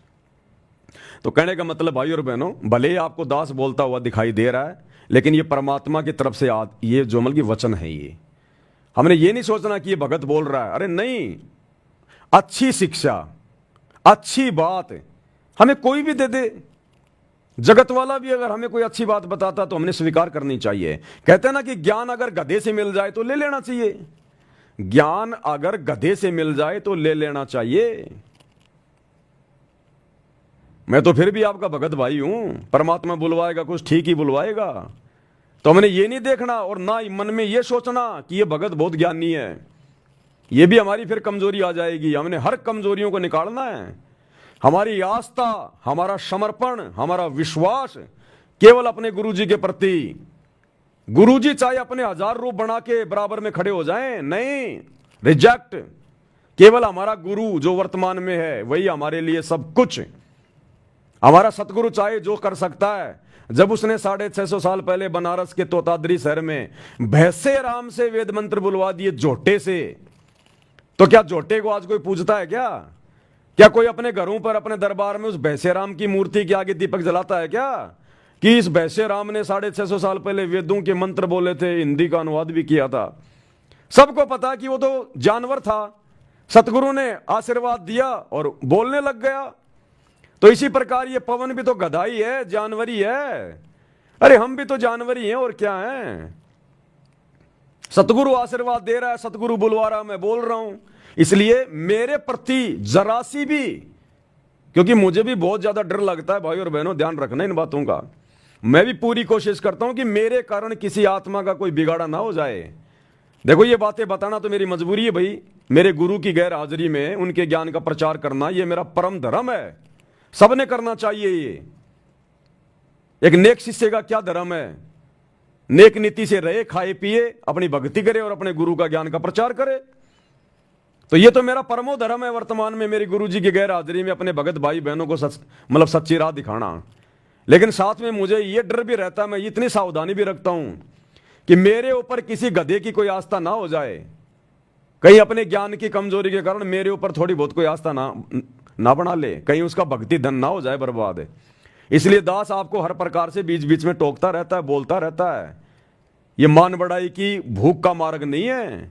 इस सच्चे मार्ग में, इस सच्चे परमात्मा के सच्चे मार्ग में आकर अगर कोई इज्जत चाहेगा, अगले जन्म में गधा बनेगा, कुम्हार से पिटेगा। इसलिए दास बारंबार हाथ जोड़ के विनती करता है, भैया मैं तो भगत हूं और भगत ही रहूंगा। मन में भी नहीं आएगी कभी मेरे कि मैं कोई बन जाऊं थोड़ा मोड़ा कोई। ये तो भगत भाई बहन ही अपने विचार लगा लेते हैं कि आने वाले समय में भाई गुरुजी जो है इस पवन दास को अपना उत्तराधिकारी बनाएंगे, फलाना करेंगे, दिखना करेंगे। इस दास के तो शौपन में भी नहीं है ये बातें। वो मेरे सतगुरु की मौज, वो क्या करेगा क्या नहीं करेगा। लेकिन दास नहीं सोचता ये बातें। मुझे तो पीछा छुटवाना, यहां से पीछा। अरे आज आप भगत भाई बहनों को समझाने के चक्कर में, अपने ही भगत भाई बहनों के चंगुल से बाहर निकालने के लिए जो इन आश्रमों में जाते हैं, काल के दूत बने हुए हैं, इस दास को कितना क्या कुछ करना पड़ रहा है सतगुरु रामपाल जी भगवान के आशीर्वाद से। भक्ति भी ढंग से नहीं हो पा रही। 2-2 बार लाइव आना, वीडियो बनाना, इनको एडिट करना, आप तक भेजना, भाई बहनों से बात करना। तो सोचो कल को अगर गुरुजी ने मुझे छोटा मोटा कोई मंत्री संतरी बना दिया तो भक्ति क्या खाक करूंगा मैं? अरे तुम मुट्ठी भर भगत नहीं संभलने में आ रहे, वो पूरी दुनिया कहां से संभलने में आएगी? तो भगत ने तो सोचना भी नहीं चाहिए ये बात है कि गुरुजी मेरे को अधिकारी बना दें, मेरे को वहां का मुख्यमंत्री बना दें, वहां का राजा बना दें। शौपन में भी नहीं। उल्टा अगर गुरुजी आपको अगर बनाना चाहें तो आंखों में आंसू आ जाने चाहिए कि गुरुजी ये क्या कर दिया आपने। ये मालिक है दीनदयाल, आप अंतर्यामी हैं, आप मेरी अंदर की भावनाओं से भली बाती जानी जान है आप। ये परमात्मा, मैंने तो ये गोबर कभी खाने की सोची भी नहीं थी। मालिक अगर आपका आदेश है तो आपका कुत्ता गोबर क्या, परमात्मा जमल की मिट्टी भी खाएगा। लेकिन परमात्मा मेरी कोई अंदर से कोई इच्छा नहीं है, भगवान मेरी भक्ति पूरी करवाओ। तो भगत के तो ये भाव होने चाहिए। उत्तराधिकारी गया बाढ़ में, ये परमात्मा अपने आप देखेगा अपने मार्ग को। ये 650 साल पहले भगवान आया था, आज 600 साल से इसका मार्ग यूं का यूं चल रहा है। कबीर पंथ कोई उत्तराधिकारी बना के गया था क्या? 5वें पंथ में आके काल ने उसको भी भ्रमित कर दिया था, चूड़ामणि को भी। तो भगवान का पंथ उसकी वचन शक्ति से चलता है, उसकी पावर से चलता है। ये सूरज चांद सितारे, ये दुनिया भर के ये उपग्रह जो अपनी अपनी दूरी में घूम रहे हैं, भगवान ने को डंडा दे के उनके पीछे कोई आदमी खड़ा कर रखा है क्या? उसकी वचन शक्ति से हो रहा सारा काम। एक वचन से उसने पूरी ब्रह्मांडों को बना दिया और एक वचन से सब कुछ चल रहा है। तो भगवान को जरूरत नहीं है कोई ठेकेदार बनाने की, और ना हमने ठेकेदार बनना, ना हमने सोचना आत्म कल्याण करवाना। ध्यान रखना, यही तो लोभ लालच मिलेंगे आपको। दुनिया देगी, दुनिया नहीं देगी तो सतगुरु देगा लोभ लालच आपको। सतगुरु देगा लोभ लालच आपको। तो चाहे सतगुरु दे चाहे दुनिया दे, हमने तो हाथ जोड़ लेने कि मुक्ति चाहिए, मोक्ष चाहिए। इसलिए तो परमात्मा कहते हैं सतगुरु के दरबार में और ग्राहक कोटि अनंत, यानी बहुत सारी आत्माएं आती हैं, नाम दीक्षा लेती हैं। ग्राहक यानी भगत। सतगुरु के दरबार में, साहिब के दरबार में ग्राहक कोटि अनंत। और 4 चीज वो चाहते, रिद्धि सिद्धि मान और महंत। धन दौलत, रिद्धि सिद्धि यानी प्रसिद्धि, बड़ा पद, रिद्धि सिद्धि मान यानी मान बढ़ाई, और मेहनत यानी मेहनताई, संताई। तो 99% लोग ये चार चीजें मांगने के लिए आते हैं, भक्ति करते हैं कि सतगुरु के दरबार में ग्राहक कोटि अनंत, पर चार चीज वो चाहते हैं, रिद्धि सिद्धि मान मेहनत। ये हमारे कोऑर्डिनेटर भाई बहन, ये गुरु जी का परिवार है, यही सोच के तो भक्ति कर रहा था। और परमात्मा तो दाता है, जो मांगोगे वही देगा। आज देख लो, आज गुरु जी ने अपने परिवार को मान बढ़ाई दे दी, सर पे बांध के पगड़ी, गले में माला, हाथ में श्री कृष्ण जी की मूर्ति। अब देख लो, इनको जो चाहिए था वो दे दिया भगवान ने। ये तो दाता है। ये भक्ति जो मन में धारणा रख के आप करोगे, भगवान वही देगा आपको, लेकिन गधा भी बना देगा फिर अगले जन्म में। और आप और हमारे को भक्ति चाहिए थी, आप और हमारे को भगवान ने साथ संगति से जोड़ दिया। तो कहते हैं सतगुरु के दरबार में ग्राहक कोटि अनंत, चार चीज ये चाहते, रिद्धि सिद्धि मान मेहनत है। और फिर भगवान कहते हैं सतगुरु के दरबार में ऐसा कोई एक का मतलब कोई कोई होंगे, बहुत कम। सतगुरु के दरबार में ऐसा कोई एक, इन चारों को ठोकर मार के जो चाहे पुरुष अलेख, जो केवल परमात्मा को ही चाहेगा, अपनी मुक्ति चाहेगा और कुछ नहीं चाहेगा। तो हमने तो दूसरी वाणी की कैटेगरी में आना है भगत भाई बहनों ने, सत्सेवकों ने। हमने रिद्धि सिद्धि मान मेहनताई को ठोकर मार देनी है। हमने केवल अपने सतगुरु को प्राप्त करना है, सतलोक प्राप्त करना है। उसके लिए जो कुर्बानी देनी पड़ेगी हम देंगे, जो कुर्बानी देनी पड़ेगी वो हम देंगे।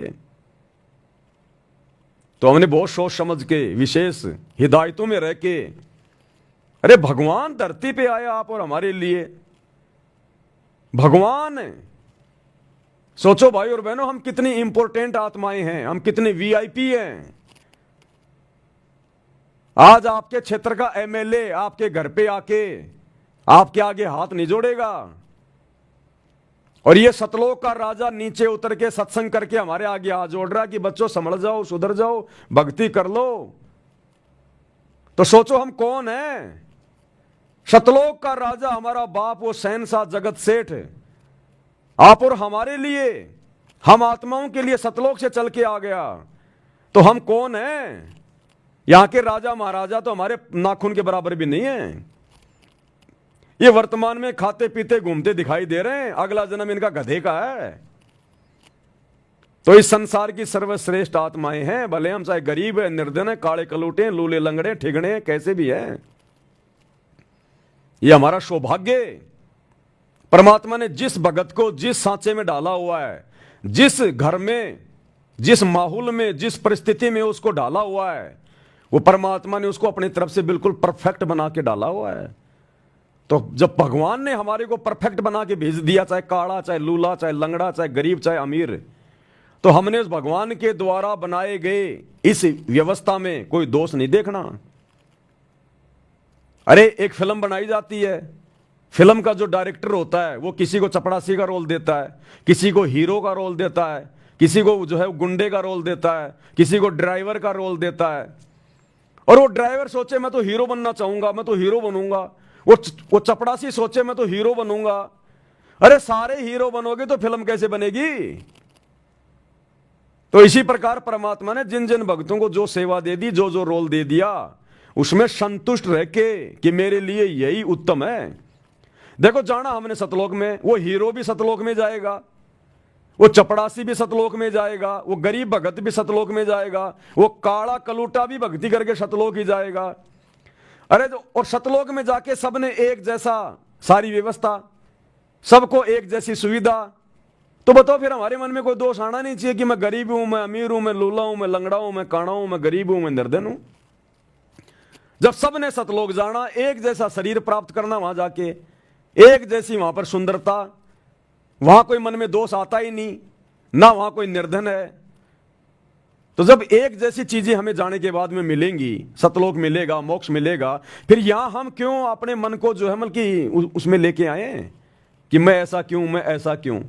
हमें तो खुश होना चाहिए कि अच्छा किया भगवान ने मुझे गरीब बना दिया, अच्छा हुआ भगवान ने मुझे लूला लंगड़ा बना दिया, नहीं तो पता नहीं मैं क्या बकवाद कर बैठता। अच्छा हुआ भगवान ने मुझे काला कलूटा बना दिया, नहीं तो मैं कितने लड़कियों के मैं जो अमल के कर्म बिगाड़ता। मुझे देख देख के लोग पता नहीं अपने मन में क्या क्या अमल के दोष पैदा करते, कितनी सुंदर है, वाह गजब। कितने लोग मेरी सुंदरता को देख के अपने वो कर्म फोड़ते। ये तो अच्छा हुआ भगवान ने मुझे काला कलूटा बना दिया, अच्छा हुआ भगवान ने मेरे को गरीब बना दिया। नहीं तो ये माया पता नहीं मेरे कहां कहां ये मेरे वो कर्म फोड़ती। तो ये तो भगत ने खुश होना चाहिए कि मेरे परमात्मा ने भक्ति करवाने के मेरे को जानबूझ के इस व्यवस्था में रखा है। तो ये सतगुरु की व्यवस्था है। सतगुरु की शरण में आने के बाद भगत के साथ में जो भी होगा वो सतगुरु करेगा। ये सतगुरु तो एक सेकंड में मिट्टी को सोना बना दे। अरे गोरखनाथ जैसे 2 कोड़ी के जीव थोड़ी मोड़ी वो रिद्धि सिद्धि लेके और एक छोटे से पहाड़ को पूरा सोना बना दिया था उसने। हमारा सतगुरु अपने काले भगत को गोरा नहीं बना दे, 5 फुट के भगत को जो है मतलब 80 फुट का नहीं बना दे, ये तो लाख फुट का बना दे। लेकिन फिर हम भक्ति नहीं कर पाएंगे। क्या अपने गरीब भगत को सतगुरु अमीर नहीं बना दे? क्या इसने बनाए नहीं? इसने आज से पहले 7-7 पीढ़ी का राज दे रखा है। गरीब को निर्धन बना रखा है। सम्मन जैसों को, तैमूर लंग को 7 पीढ़ी का राज दिया। क्या ये परमात्मा पूरी धरती को सोना नहीं बना दे? फिर खाएंगे क्या? अरे पूरी धरती को भगवान अगर सोना बना दे, जब परमात्मा ने यह प्रकरण सुनाया कि पुण्यात्मा तुम इन छोटे मोटे साधु संतों को देख के डगमग मत होना। उस गोरखनाथ ने 2 कोड़ी के जीव ने थोड़ी मोड़ी और रिद्धि सिद्धि थी उसके पास में, इसी भगवान की भक्ति करके ली हुई थी और एक छोटे से पहाड़ को सोने का बना दिया अपनी शक्ति से। तो गुरुदेव ने बताया कि बच्चों तुम्हें तो वो परमात्मा प्राप्त है जो अनंत सिद्धियों का स्वामी है। गरीब सब पदवी के मूल हैं, सकल सिद्धि हैं तीर, और दास गरीब सतपुरुष बजो अविगत कला कबीर। तुम्हारा गुरु पहाड़ तो छोड़ो, पूरी पृथ्वी को सोना बना दे। लेकिन अगर पूरी पृथ्वी सोना बना दिया नालायक, खाओगे क्या? फिर अनाज कहां पैदा करोगे? इसलिए ये परमात्मा व्यवस्थाओं को बना के रखता है। एक सत्संग में गुरुदेव ने बताया कि बच्चों दूसरे को धन को देख के मन में दोष मत लाना। ये तुम्हारा वो भगवान है, तुम्हारा वो समर्थ सतगुरु है। अगर तुम अपने घर के दरवाजे खोलो, पूरा घर तुम्हारे को नोटों से भरा हुआ मिले, पूरा घर, लेकिन फिर तुम भक्ति नहीं कर पाओगे, फिर तुम बकवादों में उलझ जाओगे। इसलिए परमात्मा कहते हैं सुख के माथे पत्थर पड़े जो नाम हृदय से जाए, और बलिहारी उस दुख के ऊपर जो पल पल नाम रटाए। ये तो भगत ने खुद मांगना चाहिए कि भगवान मुझे ऐसी स्थिति में रखना, ये परमात्मा मेरे भाग्य में कोई सुख है जो मेरी भक्ति में बाधा उत्पन्न करने वाला हो, परमात्मा उसको कैंसिल कर देना। ये मीठा मीठा दर्द, ये मीठा मीठा दुख मुझे दिए रहना, ताकि तेरी याद में मेरी आंखों से आंसू निकलते रहें। मेरे भाव तेरे चरणों में जो है वो बने रहें, मेरी भक्ति बनी रहे। क्योंकि भाव और श्रद्धा के बिना भक्ति का कोई मोल नहीं है। अगर आंखों से आंसू नहीं निकले सतगुरु के प्यार में, सतगुरु की सेवा में, तो इस भक्ति का, नाम स्मरण का कोई मोल नहीं है। तो ये तो हमने खुद मांगना चाहिए अपने भगवान से। हम नहीं मांग पा रहे थे, हमें नहीं पता था, इसलिए भगवान ने जानबूझ के हमें उसी स्थिति में पैदा कर दिया। तो कहने का मतलब है हम जैसे भी हैं, जिस भी परिवार में हैं, चाहे किसी के संतान है या नहीं है, कोई धनी है या नहीं है, कोई सुंदर है या नहीं है, किसी के पास कोई सरकारी नौकरी है या नहीं है, कुछ भी है, कैसा भी है, सतगुरु ने भजन दे दिया, हम दुनिया के सबसे बड़े धनी हैं, सबसे बड़े सेठ हैं। और आवश्यकता पड़ेगी ये परमात्मा वो वस्तु दे देगा जो दुनिया का कोई राजा नहीं दे सकता। यहां पर ये परमात्मा वो चीज दे देगा हमें, और मोक्ष तो देगा ही देगा। तो कहने का मतलब है हमने अपने सतगुरु की रजा में राजी रहना है। कुत्ता हूं गुरुदेव का, पवन दास का नाम, गले प्रेम की जेवड़ी, झांके छोता जाऊं मैं। तो करो तो बावड़ूं, दूर दूर करो तो जाऊं, और जो राखूं त्यों ही रहूं, जो देवो सो खाऊं। जो राखूं त्यों ही रहूं, हमरा के चारा, और खाने जाद खरीद हूं मैं गुलाम तुम्हारा। ये परमेश्वर मैं तो आपका खरीदा हुआ गुलाम हूं, दास हूं, कुत्ता हूं। जो टुकड़े डालोगे परमात्मा उसी में संतोष करके खाऊंगा। कुत्ते को 2 रोटी की भूख है, और मालिक ने अगर उसको आधी रोटी डाल दी, वो आधी रोटी खा के सो जाएगा वहीं पे पूंछ हिला के। वो मालिक के साथ में डिमांड नहीं करेगा कि मुझे और दे, उसी में संतुष्ट होके सो जाएगा वो कुत्ता। ये कुत्ता का उदाहरण क्यों देते हैं गुरुदेव बार बार? कुत्ते में बहुत सारे गुण हैं, बहुत गुण हैं। अगर उसके आधे गुण भी अगर भगत अपने ऊपर धारण कर ले, सतलोक चला जाए। कुत्ते से बड़ा कोई स्वामी भगत नहीं होता, कुत्ते से बड़ा कोई स्वामी भगत नहीं होता। तो हम भक्तों ने उस कुत्ते की तरह गुरु भगत बनना है। कुत्ता हर हाल में संतुष्ट रहता है, एक रोटी टुकड़े के बदले पूरी जिंदगी पूंछ हिलाएगा, उसके चप्पल चाटेगा। कुत्ते को उसका मालिक अगर किसी कारण से मारता है, पीटता है, कुत्ता भौंकता नहीं उसके सामने, और कुत्ता विश्वास इतना करेगा अपने मालिक पे। अगर आपके घर में किसी के कोई पालतू कुत्ता वगैरह हो, आप देखना कभी उसको टेस्ट करके, एक लठ ले लो आप लंबा सा, और कुत्ता आपके सामने जमीन पे वो लेटा हुआ है, आप यूं लेके लठ एकदम से उसको मारने का प्रयास करो, यूं आदमी होगा ना भाग जाएगा वहां से, वो कुत्ता भागेगा नहीं, वो आंखें बंद करके यूं ही करेगा, यूं यूं यूं आंखें बंद करके यूं यूं, भागेगा नहीं। उसको विश्वास है कि ये तेरा मालिक है, मारेगा नहीं। उस जानवर को भी एक इंसान पे इतना विश्वास है, हम इंसानों को अपने गुरु पे कितना विश्वास होना चाहिए। एक गुरु शिष्य कहीं जा रहे थे, रास्ते में रुक गए, पुराने समय की बात थी, एक धर्मशाला में रुक गए, सो गए। रात को गुरु उठा, देखा चेला सो रहा है, गुरु ने हाथ में चक्कू लिया, चेले की छाती पे बैठ गया, गर्दन पे रख दिया, गर्दन पे चक्कू रखा गया, चेले की आंख खुली, देखा गुरुजी बैठे, चक्कू गर्दन पे, वापस आंख बंद करके सो गया। गुरु ने थप्पड़ मारा, नालायक तेरे को डर नहीं लगा, मैं तेरा गर्दन काट देता तो? बोला गुरुजी आप अगर गर्दन काटोगे तो मेरे भले में काटोगे। अरे आपके हाथ से तो गर्दन कट के मरना भी लाख गुना अच्छा है। तो इतना विश्वास अपने गुरु पे होना चाहिए, लेकिन उस कुत्ते जितना विश्वास भी भगत को भगवान पे नहीं हो रहा। अरे जिस दिन हमें इतना विश्वास हो जाएगा ये भगवान आया किस लिए, हमें ले जाने के लिए, उसी दिन ले जाएगा। लेकिन अभी हमारे अंदर वो विश्वास पैदा हो ही तो नहीं रहा। तो कुत्ते में बहुत सारे गुण हैं। कुत्ता अपने मालिक की तरफ कभी भोगता नहीं, अपने मालिक को कभी छोड़ के नहीं जाता, वो मालिक ही छोड़ देता उसको, लेकिन कुत्ता कभी अपने मालिक को छोड़ता नहीं है, और संतोष करता है, और हमेशा रखवाली करेगा, स्वामी भक्त बन के रहेगा। उसकी प्रॉपर्टी के आसपास कोई आने का प्रयास करेगा, भोंकेगा, हो सकता है काट ले। तो हम अगर उस कुत्ते के आधे गुणों को भी अगर अपने जीवन में लेके आ जाएं, आधे गुणों को भी, हमारा बेड़ा पार हो जाए। तो बहुत सारी बातें भाई और बहनों गुरुदेव की रजा से आए थे विशेष संदेश पे चर्चा करने के लिए, लेकिन टाइम हो गया है, 4 बजने वाले हैं। आज परमात्मा ने यही सब कुछ हमारे विश्वास को बढ़ाने के लिए, हमारी दृढ़ता के लिए परमात्मा ने यही सब कुछ आज वीडियो बनवाना था। हम तो परमात्मा के कुत्ते हैं भाई, वो जो इशारा करेगा वही बोलेंगे, इससे ज़्यादा नहीं बोल सकते। तो भाई और बहनों आज का वीडियो यूँ ही समाप्त करते हैं। रात्रि 8 बजे मुसलमान नहीं समझे ज्ञान कुरान इस पुस्तक के ऊपर वीडियो बन रहे हैं। सभी भाई बहन ज़्यादा से ज़्यादा शेयर करें, ये बहुत इंपॉर्टेंट वीडियो है। ये पूरा वीडियो हमने भी देखने की आवश्यकता है, क्योंकि इस पुस्तक में मुसलमान नहीं समझे ज्ञान कुरान में जितना बढ़िया संदेश मुसलमान भाइयों के लिए है, उससे कहीं ज़्यादा अच्छा संदेश हम भगत भाई बहनों के लिए है। कि आप और हमने और कितनी सावधानियां रखनी है, किन किन बातों का ध्यान रखना है, ये बहुत इंपॉर्टेंट वीडियो है। सभी भाई बहन इनको देखें, ज़्यादा से ज़्यादा शेयर करें, और अपनी भक्ति ये सबसे पहले है, ध्यान रखना भाई और बहनों। ये वीडियो देखना दिखाना ये अलग बात है, ये भक्ति हमारा सबसे पहला काम है। अपनी भक्ति को सबसे पहले हम ध्यान में रखें। अपना सुमरण कम से कम 1 घंटे का सुमरण, 3 समय की आरती, गुरु जी का सत्संग, अपनी 5 यज्ञ, इन चीज़ों को हम प्रतिदिन देखें कि आज मेरे से कुछ रह तो नहीं गया, कुछ छूट तो नहीं गया मेरे से। प्रथम ये है, उसके बाद में बाकी क्रिया है।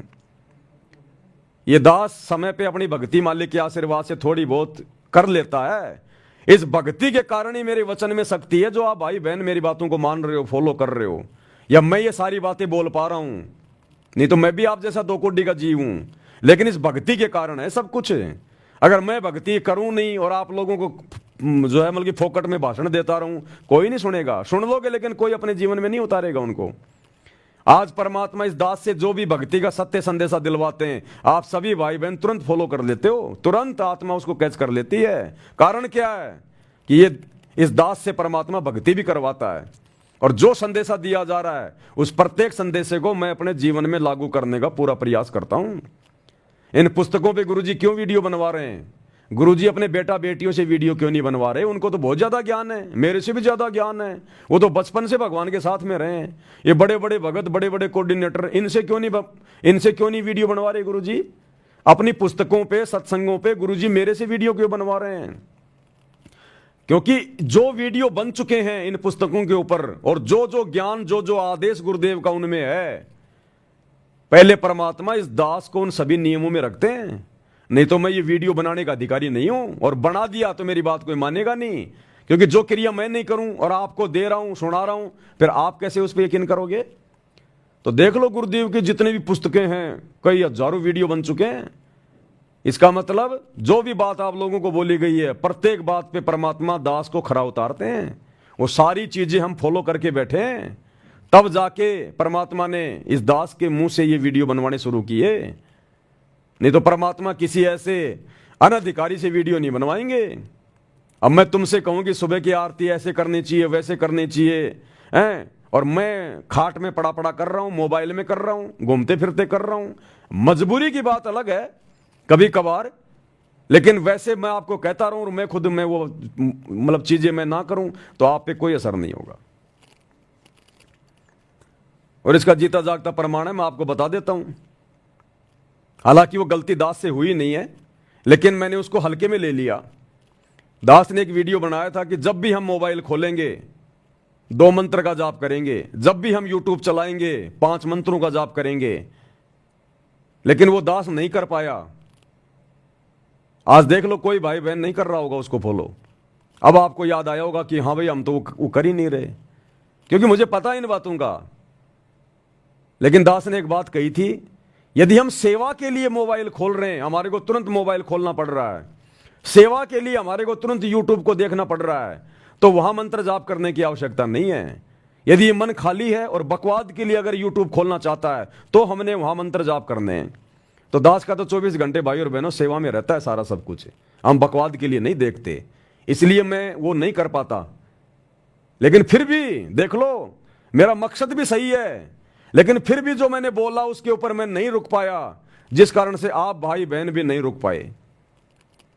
तो ये होता है वचन की शक्ति और वचन की वो बर्बादी, ये होता है। इसलिए परमात्मा ने दास को खड़ा किया कि इन पुस्तकों पे जो वीडियो बन रहे हैं ना, परमात्मा पहले मुझे उनके ऊपर खरा उतार रहा है, तब जाके आप भाई बहन ये विश्वास कर पा रहे हो, इन नियमों को मर्यादाओं को अपने जीवन में लागू कर पा रहे हो परमात्मा के आशीर्वाद से। तो दास केवल एक यंत्र है, आप जैसा ही हूं, 2 कोटि का जीव, पत्थर, जड़ बुद्धि प्राणी हूं। हो सकता आप लोगों से भी नीच प्राणी हूं मैं, नीच। आप ये ना सोचना कि पवन दास वीडियो बना रहा है, परमात्मा इतनी दया कर रहे हैं, बहुत अच्छी आत्मा होगी। अरे ये तो सोचो आप, भक्ति मुझे करनी, भक्ति आपको करनी, सतलोक आपको जाना, सतलोक ही मुझे जाना, और मेरे माध्यम से परमात्मा आपके पास में बैठे बैठे वीडियो पहुंचा रहे हैं, बैठे बैठे जानकारियां पहुंचा रहे हैं। अरे मुझे तो कितनी मेहनत करनी पड़ रही है, कितनी कोशिश करनी पड़ रही है। ये वीडियो बनाने के चक्कर में फिर मेरे को जेल जाना पड़ रहा है, मेरे ऊपर मुकदमे हो रहे हैं, धमकियां आ रही हैं, और आप लोगों को बैठे बैठे सारी चीजें मिल रही हैं। तो मालिक की विशेष आत्मा मैं हूं या फिर आप हो? मोक्ष मैंने प्राप्त करना, आपने भी करना, लेकिन उन चीजों को करने के लिए मुझे कितना वो जो मतलब संघर्ष करना पड़ रहा है, और आप लोगों को वो चीजें बैठे बैठे मोबाइल में मिल रही हैं। आपको खाली शेयर करना है और मुझे 3-3 घंटे जो है मतलब खड़े होकर वीडियो बनाने पड़ रहे हैं, जेल जाना पड़ रहा है, मुकदमे हो रहे हैं। तो मालिक की विशेष आत्मा मैं या फिर आप, जिनको बैठे बैठे परमात्मा हलवा खिला रहा है? पवन दास तो हलवा बना रहा है और आप लोगों को भगवान खिला रहा है। तो विशेष प्यारी आत्मा आप हो परमात्मा की, ना कि पवन दास है। इसलिए इस कुत्ते पवन दास के ऊपर कोई आसक्ति करने की जरूरत नहीं है। अपने कर्म मत फोड़ देना कभी जिंदगी में मेरे को विशेष मान के। हाँ, ये तो मन में आ सकता है कि भाई देखो अच्छी आत्मा है, भगवान ने इसके ऊपर देखो कितनी बड़ी दया करी, इसको सेवा बख्शी है। लेकिन सेवा भगवान उसी को बख्शेगा जिसको सेवा की जरूरत है। अरे डॉक्टर ज्यादा नजदीक उसी मरीज के रहेगा जो ज्यादा बीमार होता है। अब दूसरा मरीज सोचे कि ये डॉक्टर तो 24 घंटे उसी के साथ में रहता है, मेरे से तो प्यार ये करता ही नहीं, मेरे पास तो बार बार आता नहीं। अरे गधे, क्यों बुला रहा है डॉक्टर को बार बार अपने पास में? डॉक्टर तो उसके पास ही ठीक है। तो जो ज्यादा मरीज होता है डॉक्टर वहीं तो जाएगा ज्यादा। तो जो ज्यादा भक्तिहीन होगा गुरु उसी को तो ज्यादा सेवा देगा। तो आप भाई बहन इतने भक्तिहीन नहीं है, आप अच्छी आत्मा भगवान की, इसलिए आपको बना बनाया हलवा खाने को मिल रहा है और दास को मेहनत करनी पड़ रही है। तो सर्वश्रेष्ठ आत्मा आप लोग हैं, ना कि पवन दास। इसलिए हमने किसी भगत पे आस्था नहीं रखनी है, अपने गुरु जी के चरणों में, कि जो भी कुछ करवा रहा मेरा गुरु करवा रहा है। अगर मेरा गुरु अपना आशीर्वाद ना दे, ये पवन दास 2 कोड़ी का गधा है, क्या कर लेगा? ये कुछ नहीं कर सकता। और ये रियलिटी है, हकीकत है ये। तो हर बात में अपने गुरु जी को सरे, अपने गुरु जी को महत्व। तब जाकर गुरु अपने चरणों में जगह देगा। ये परीक्षा हमारी होती है, ये परीक्षा चल रही है हमारी, हर प्रकार से ध्यान रखना, हर प्रकार से। ऐसा नहीं है कि उधर पहले मैनेजमेंट के चक्कर में फंसे हुए थे, कोऑर्डिनेटरों को मान मान रहे थे, गुरुजी के बेटा बेटी को मान मान रहे थे, इधर साथ संगति में आके पवन दास को मान मानने लग जाओ, फिर तो वही बात हो गई, आसमान से गिरे खजूर पे अटके लटके रह जाओगे फिर। हालांकि ऐसी गलती सत्संग को भाई बहन नहीं करेंगे, लेकिन दास का फर्ज है बोलने का, दास का फर्ज है कहीं कोई कचरा हो तो अपने दिमाग से निकाल दे। हम सब जीव हैं, हमारी जीव जाती है, हमारी कोई औकात नहीं है। एक मुंह से एक शब्द भी अगर गुरु का आशीर्वाद नहीं हो नहीं निकाल सकता, कोई निकाल के दिखा देना। वो कहते हैं ना कि उस साहिब के हुक्म बिना नहीं तरवर पाते लंता। एक भाई ने ऐसा आ रहा था यूट्यूब पे, बोला उस साहिब के हुक्म बिना नहीं तरवर पाते लंता, कि उस अल्लाह की मर्जी के बिना पेड़ का पत्ता भी नहीं हिल सकता। यूट्यूब पे दास देख रहा था, एक वीडियो बनाया किसी ने कोई मजाक में, बोला अरे बोला भाई तू कह रहा था ना कि अल्लाह की मर्जी के बिना कोई पत्ता भी नहीं हिल सकता। एक हिंदू भाई था मुसलमान को कह रहा था कि तुम कहते हो ना कि हमारे अल्लाह की मर्जी के बिना पेड़ का पत्ता भी नहीं हिल सकता। तो उस हिंदू भाई ने पेड़ पे चढ़ के जोर से पेड़ को हिला दिया, कई पत्ते नीचे भी गिर गए। बोला देख मैंने हिला दिया। उस नालायक को ये नहीं पता उस पेड़ पे चढ़ना और पेड़ के ऊपर चढ़ के पेड़ को हिलाना उस अल्लाह की मर्जी से हुआ है। ये भी उस खुदा की मर्जी थी, लिखा हुआ था ऐसा ही लिखा हुआ था। ये भी उसकी मर्जी से हुआ है, अन्यथा नहीं हो सकता। तो इसी प्रकार जो भी कुछ करने धरने वाला ये परमात्मा है, जीव केवल बिना ज्ञान के अपने कर्म फोड़ सकता है। तो भाई और बहनों, आप और हमारा सौभाग्य, गुरुदेव ने हमें सद्बुद्धि दी, साथ संगति से जोड़ा, अपने चरणों में बनाए हुए हैं। आप और हमने इस मेहरबानी को इसी प्रकार से बना के रखना, निरंतर आगे बढ़ना है। अब गलतियों की गुंजाइश नहीं है इस भक्ति मार्ग में। अब तो जिन जिन भक्तों ने जो गलतियां की हैं, जो कर दी हैं, अब तो उनके परिणाम भोगने बाकी हैं। अब देखना आने वाले समय में, ये 10 साल से आप और हम भगत भाई बहन जो साथ संगति से जुड़कर जो संघर्ष किया है, जो मर्यादा निभाई है, आप देखना इसका रिजल्ट हमें क्या मिलेगा।